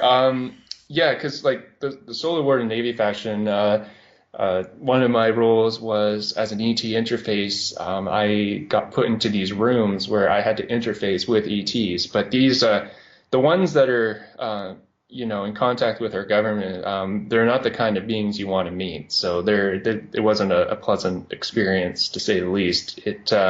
Like there was one time I was put into a room, and sitting at the table was what you would call a tall gray, but it was a long nosed gray, and that was extremely traumatic. Looking at this thing, it's like what happened in North Bay. It like locked eyes onto me and communicated telepathically, but it looked like a gray, but had a long nose. It was extremely disturbing.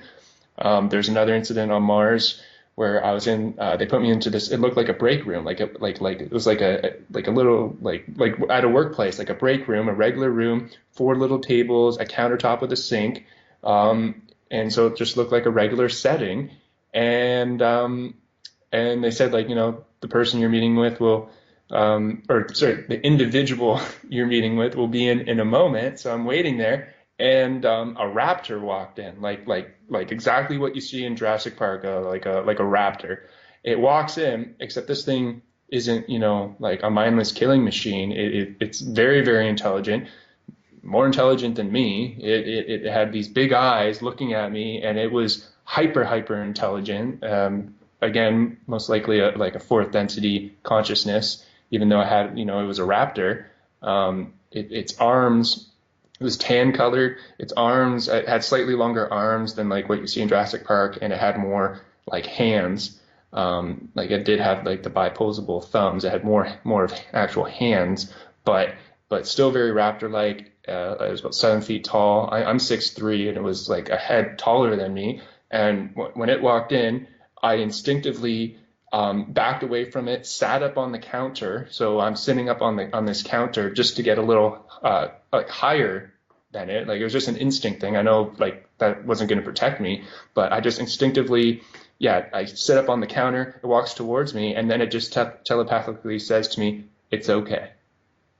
And then that's where that recall ends. But I also remember at the LOC seeing the tall whites, the Nordic-looking ones, like between 7 and 8 feet tall, very, very tall. And then also small grays at the LOC. And the Nordics were directing them, and the Nordics would do these little hand signals and like telepathically communicate with them, but more like do these little hand signals, and then the small grays would carry out little tasks. And I think the grays were like like what people have suggested as PGLS, like programmable life forms. They weren't necessarily sentient beings. They were synthetic beings, like basically like little cyborgs that had a hive mind, and then the Nordics were actually directing them with these little hand signals. And I have had a great abduction experience where I I wake up, except I'm paralyzed and I'm lying on a table and I can hear all this like clicking around me, and I can't open my eyes, and I feel like this electrical force around me, and so I'm fighting it, and I managed to sit up. It took all my strength. I managed to sit up on the table, and I opened my eyes for a split second, and there was these two tall grays, and when I opened my eyes and sat up off the table, I must have breached some kind of like safety protocol they had, because they freaked out, and all I got like this electrical shock, and I also heard this sound that sounded like a million keyboards, like just like all these like keyboards going at the same time. Like it's really hard to describe what that sound was like, and this all happened within like a second, and then boom, I wake up in my bed again. So I've definitely had encounters with Greys, Nordics, and a raptor type being as well. Oh, did this raptor being have feathers? Because that's what Jurassic Park screwed up. They didn't put feathers on the raptors, and scientists say raptors actually, and maybe dinosaurs for that matter, had feathers. Do you remember that?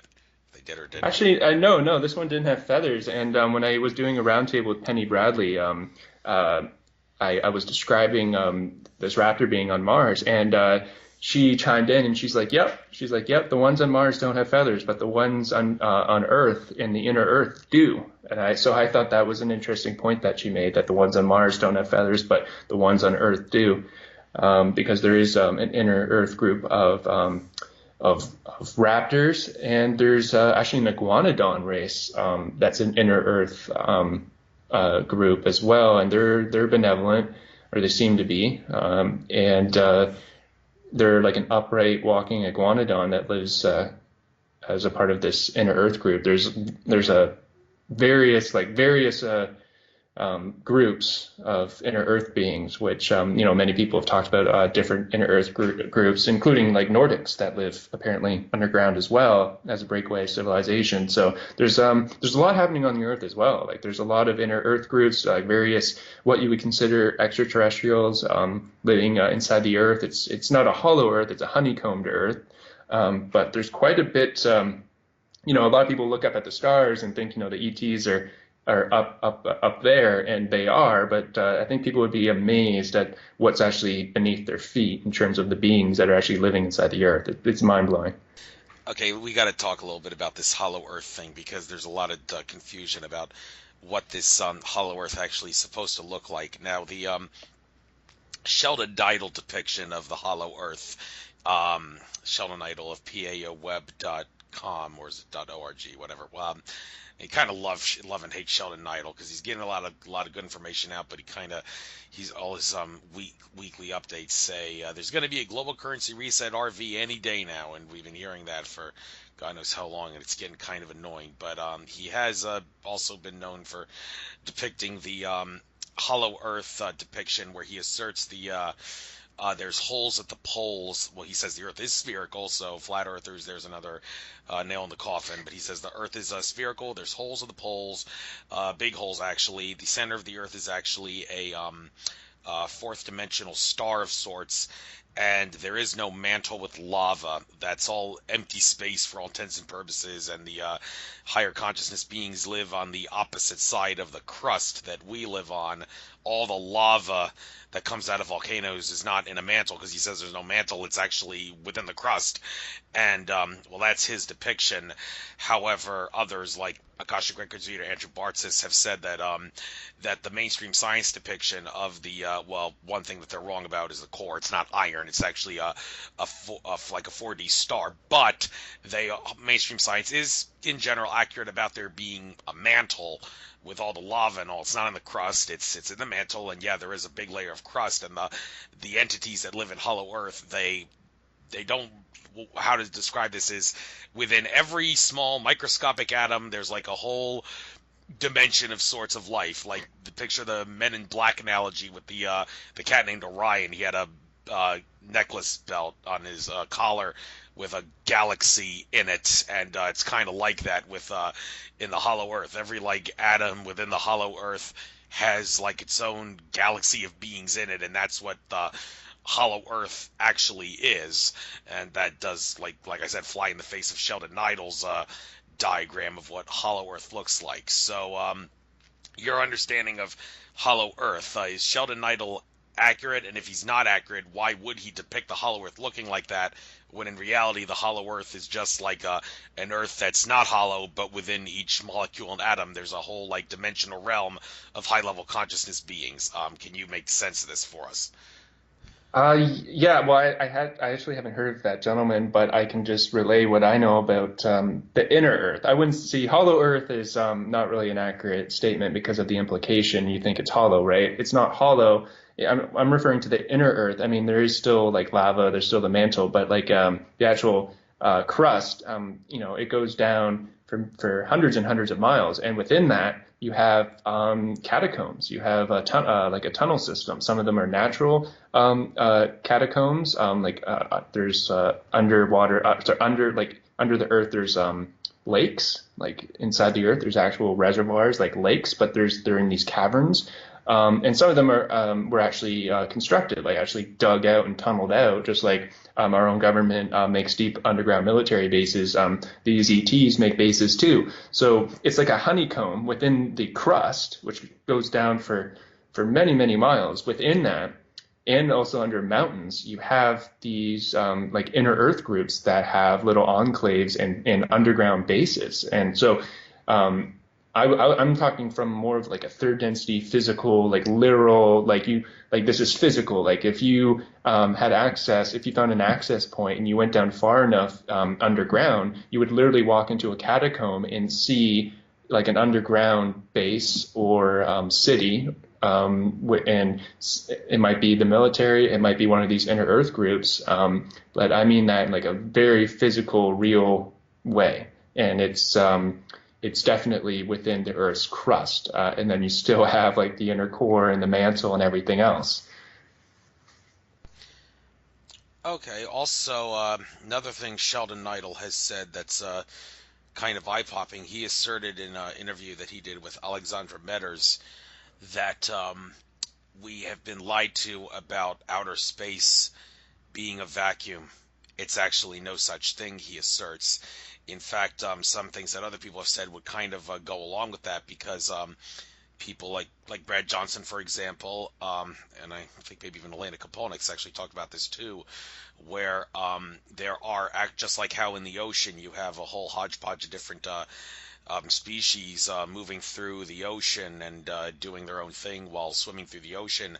Likewise, you have similar beings swimming through the vastness of outer space.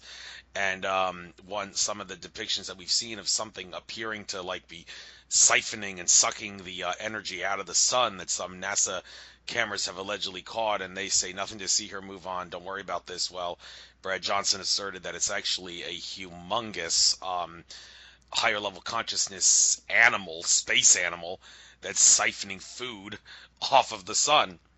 And one would ask if this, I mean, maybe if this is a higher level consciousness entity, it doesn't even, it could survive in a vacuum. But, well, I mean, if outer space isn't truly a vacuum, then that could certainly explain how these entities, these beings, are able to swim through the sea of outer space and not suffocate or get really puffy and then vaporize, as some would assert would happen if you were to actually release your body into the vacuum of space, what they claim is a vacuum. So this idea that outer space is not actually a vacuum, is a Sheldon Neidle right? And if he is right, then how can you describe the composition of outer space? And hypothetically, what would happen to you if you jumped out of a spaceship into outer space? Right. Well, there are organisms that live in space. I mean, we're O2 breathers. We're oxygen breathers. There's things that don't breathe oxygen. There's like Penny Bradley talked about being a shuttle pilot, and she said that there were that imagine outer space more like an ocean. There's all kinds of organisms just like in the ocean, and there's like giant, like almost like jellyfish looking things and squid like things that are that exist in space. I don't know if it's actually a vacuum or not. My experience, I wasn't a pilot and I wasn't out in like a spacesuit out in space. I was always like inside a craft or in an underground base as an ET interface, actually being with the beings. But Penny Bradley, when I talked to her, I did actually ask that question. I'm like, are there things that that exist in outer space? And she said, yeah, it's like an ocean, and you have all different kinds of beings that I'm not sure what their composition is in terms of the xenotypes. I'm not sure, what they're physically made out of, but they don't. Not every being has to necessarily breathe oxygen. So you can have a being like a giant jellyfish that is actually very intelligent and can exist in what you would call the vacuum of space. And she said when she was flying above Mars that they had this problem where some of these creatures, they were attracted to the electromagnetic field coming off the craft, and they were actually attracted to it, and they would have to they were told not to destroy them but to avoid them at all costs, and have to literally change their course. If they saw one of these things coming towards them, they'd have to increase their speed and course and actually get away from this thing, because there was all these creatures that just like little sucker fish that would literally try to latch on to the craft itself and literally pull the energy out of it and feed off of it. So yeah, that does happen. There are creatures in space flying around, but if people have a hard time wrapping their head around that, it's like, well, there's like a vast universe of life, and not every creature has the same composition that we do, and doesn't necessarily need to breathe oxygen. So, with that in mind, yeah, there are creatures out there, spacefaring creatures that literally live in outer space, like they're swimming through the ocean, and they need to eat, so they will attack vessels and literally suck the energy right out of the vessels.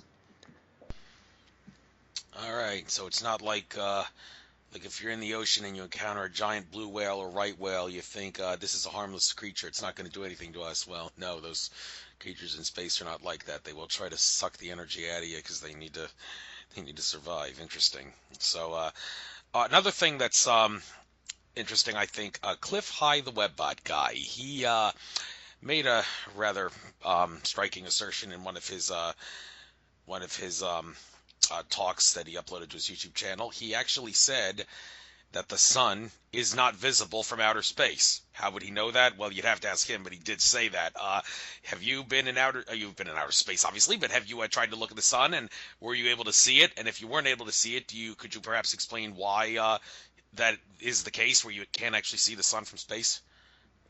It's really interesting. I've been thinking about this in terms of my experience. Is I have this brief memory where I was allowed to look out the window when we were approaching the moon, and I saw the dome inside the crater from a distance. I also was able to, at one point, when we went up to a space station, look down at the Earth, and I saw the curvature of the Earth from my perspective looking at the window. So I know it's a sphere. It's definitely a sphere. But I've been thinking about this, and the power of suggestion is very powerful.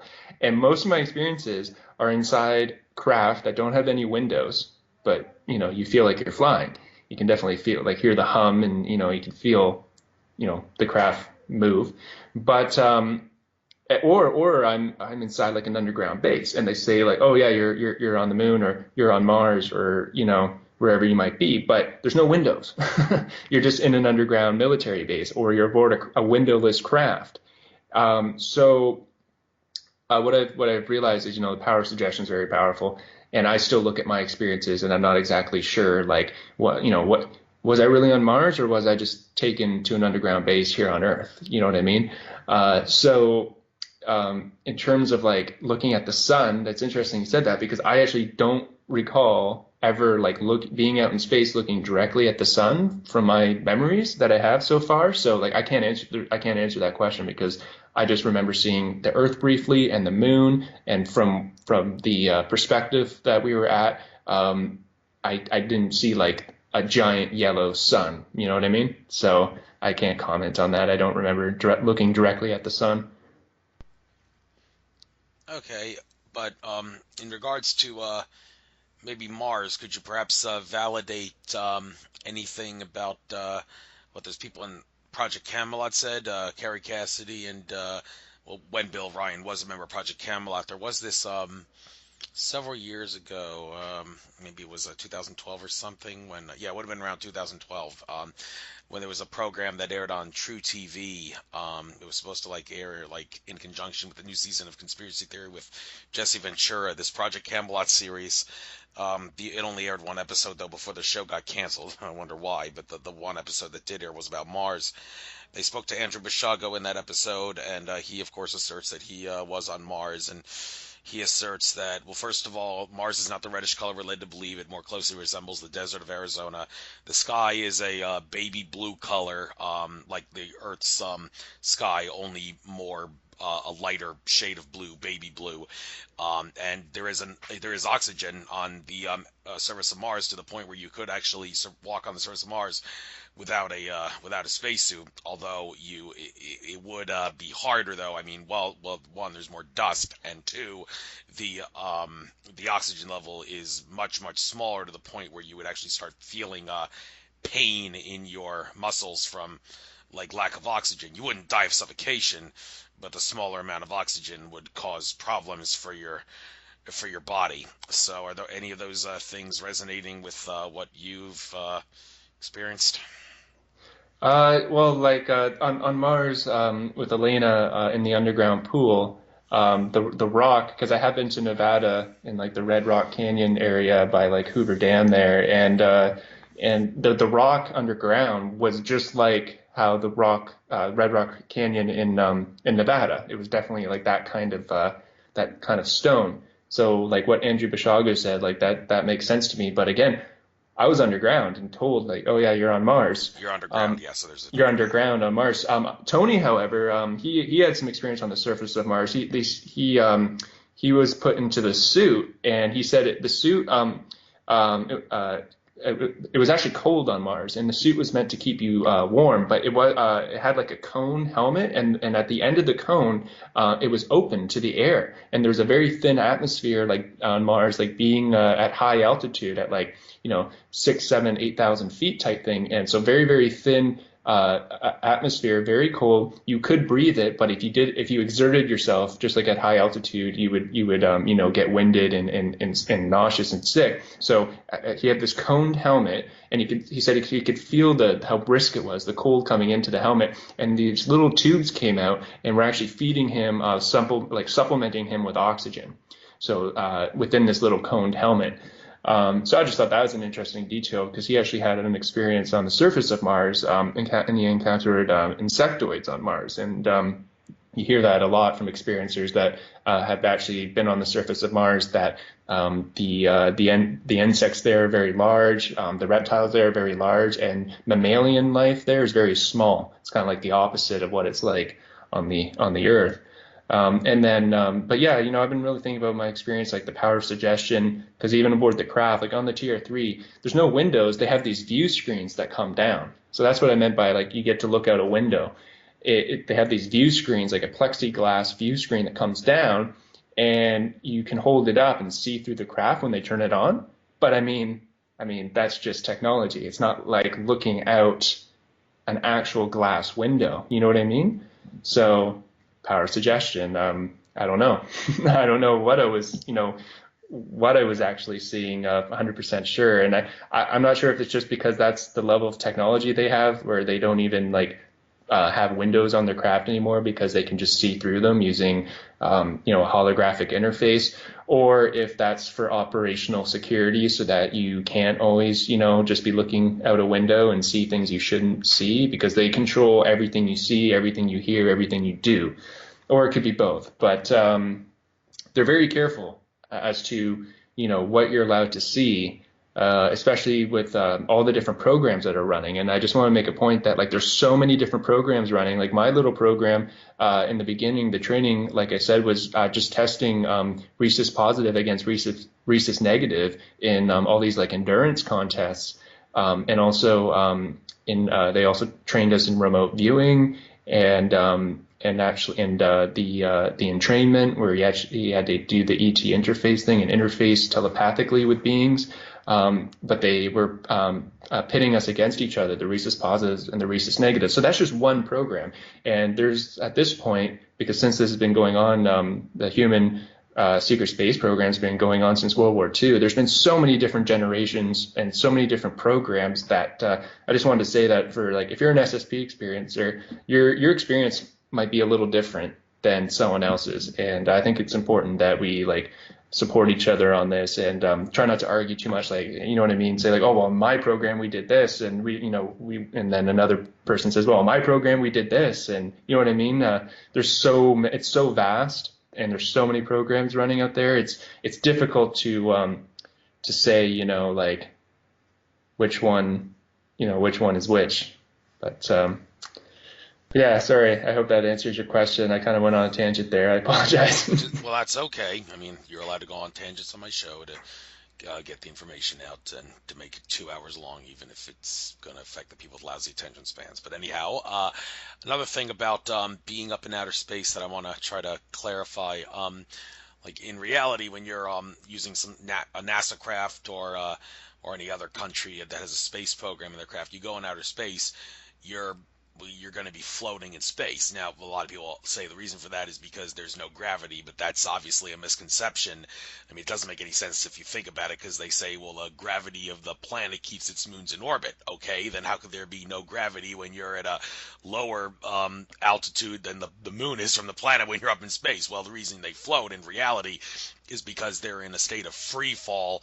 The planet, the craft is falling towards the Earth, but it's not actually getting any closer to the planet. It's curving in towards the planet. The planet and the craft are both revolving around the center of gravity, and the craft that you're in is falling or curving in at the same rate as you are. So since you are falling at the same rate as the craft, a consequence to that is you're going to be floating.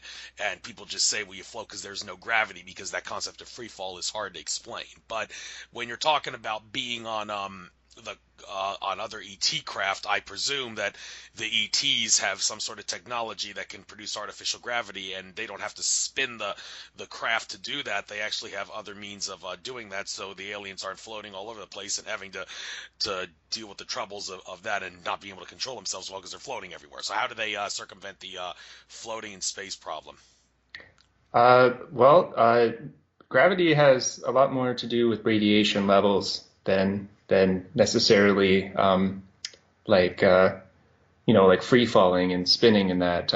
Although you can create gravity by centrifugal force, of course, but they have plating even aboard the TR3s. They have the gravitic plating, which has to do more with electrogravitics and radiation, so they can create an artificial gravity well inside the craft, which mimics Earth-like gravity.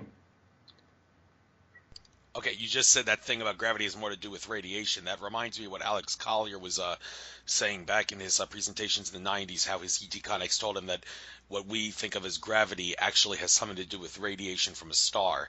Now, this has really caused a lot of confusion because some people have, like George Kavassilis, have said gravity is just another word for the law of attraction, but others like Teal Swan have said gravity is like the law of attraction, but not. And that, well, I've talked to this to some other guests, and there were some guests that say, well, actually, the radiation from a star is the best explanation. But I'd like you to elaborate on that, and what exactly is that supposed to mean, that gravity has to do with the radiation from a star, and how does that radiation affect life and non-living things, for that matter? From what I remember, aboard the craft, including like the human craft, there was plating, gravity plating, and it worked on a principle of of electrogravitics, but there's a radiation component as well. And it's basically these, they look like metallic tiles, and they're emitting this frequency that actually causes you to kind of stick to it, if that makes sense, so that you can actually like walk around without, floating around, and they don't have to spin the craft or anything. It's just these plates that are emitting a frequency that causes you to stick to it, or at least I guess be attracted to it in terms of like your body. You're being like pulled towards it, and they have it done in such a harmonic way that it's pulling you towards it, so you're sticking to it, but you can still, but not enough, like not too much, so that you can't move your feet. You can still lift your feet up, and you can still move. And but they always had these little like metallic tiles that were on the floor, and then that's actually how you could walk around. So Okay. All right. It's 7:59 Eastern. Maybe one more question, and then we'll call it a night. sure. Okay.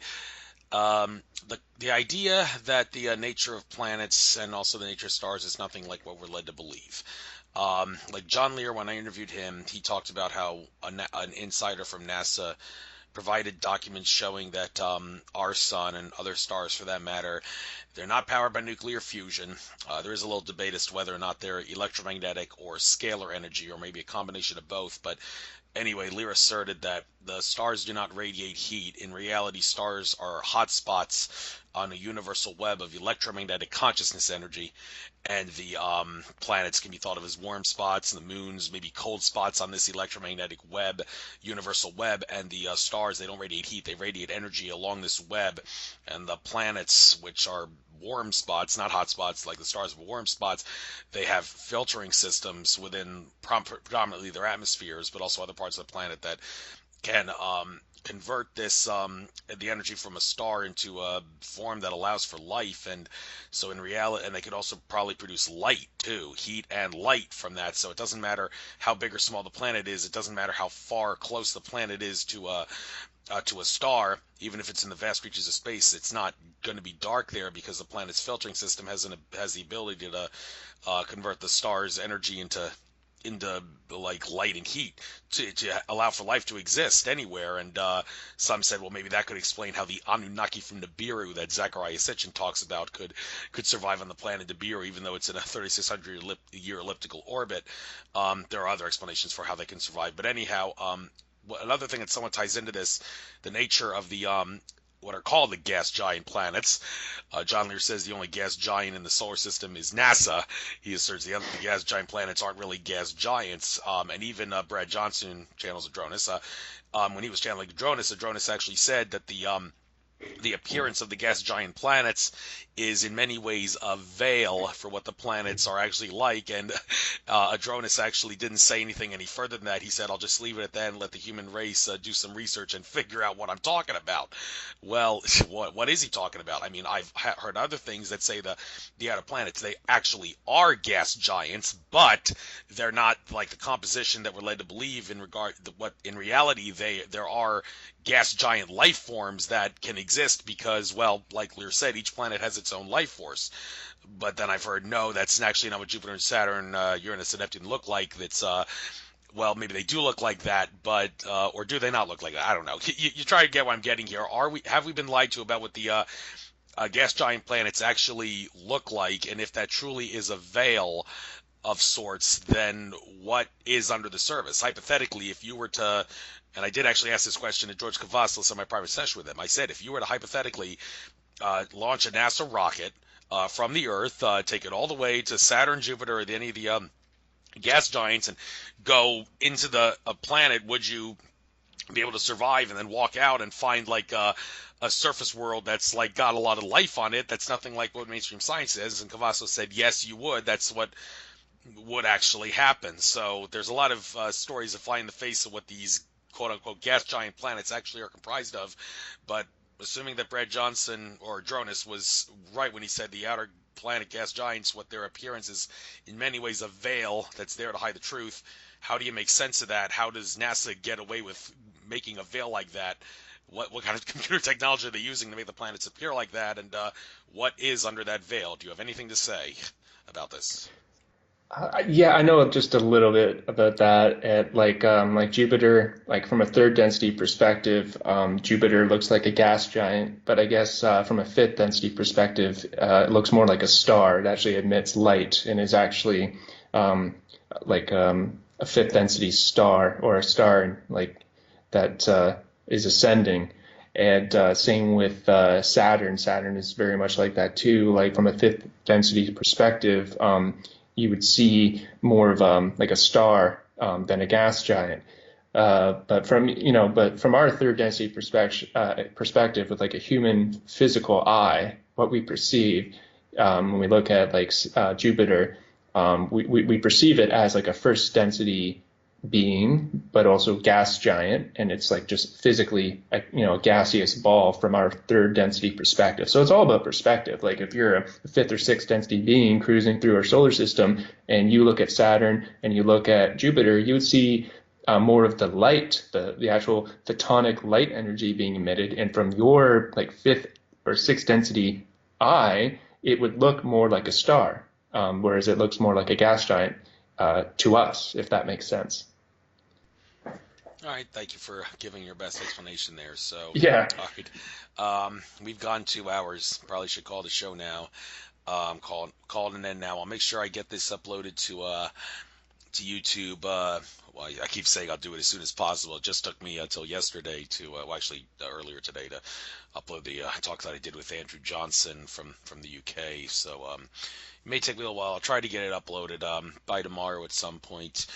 And just out of curiosity, I can't resist but asking you. You're from Canada, so do most of the people in Canada who are going to be watching for the Super Bowl, are they going to be rooting for the Eagles? The answer better be yes. Are they going to be rooting for the Eagles? I don't know. I don't watch sports, believe it or not. I don't. That's not so shocking if you consider it to be bread and circus distraction. Then you have a right not to watch it. It's just that I personally think that maybe something that like this that's normally bread and circus can be you can make something good out of it. And I think if the Eagles beat the Patriots, it would bring the spirit of 1776 back to America because you got a team of characters with character underdogs who have been held together by brotherhood and love, even though they've been decimated by injuries. That's the Eagles versus the New England Patriots, who all they do is win, win, win, and cheat, cheat, cheat, cheat. So unless you're a Patriots or a Cowboys, Redskins, or Giants fan, I can't imagine why you wouldn't want to root for the Eagles. So I've been asking this to all my guests on the last few shows, and I couldn't resist asking you. So I always root for the underdog. So if the Eagles are the underdog, then sure, I'll cheer for the Eagles. yes, you have no idea what it would mean for the city of Philadelphia to have the Eagles win the Super Bowl. So, but anyway, that has nothing to do with the secret space program. So I guess I'll just leave it at that, and I guess we'll call it a night. It was a pleasure speaking to you. I will upload this ASAP, like I said, and I look forward to listening to some of your other future talks. I'm sure you have a lot of updates that you can give on things that you haven't covered here, or things that'll just pop up in your mind. You'll think, oh, I better talk about this because I didn't talk about it before. So, hey, when it comes to secret space, there's always a lot of new things to talk about. So, good luck. Pleasure talking to you. And I wish you the best of luck on whatever you do for the future. And namaste, my friend. Take care. Take care. Thank you. Bye bye.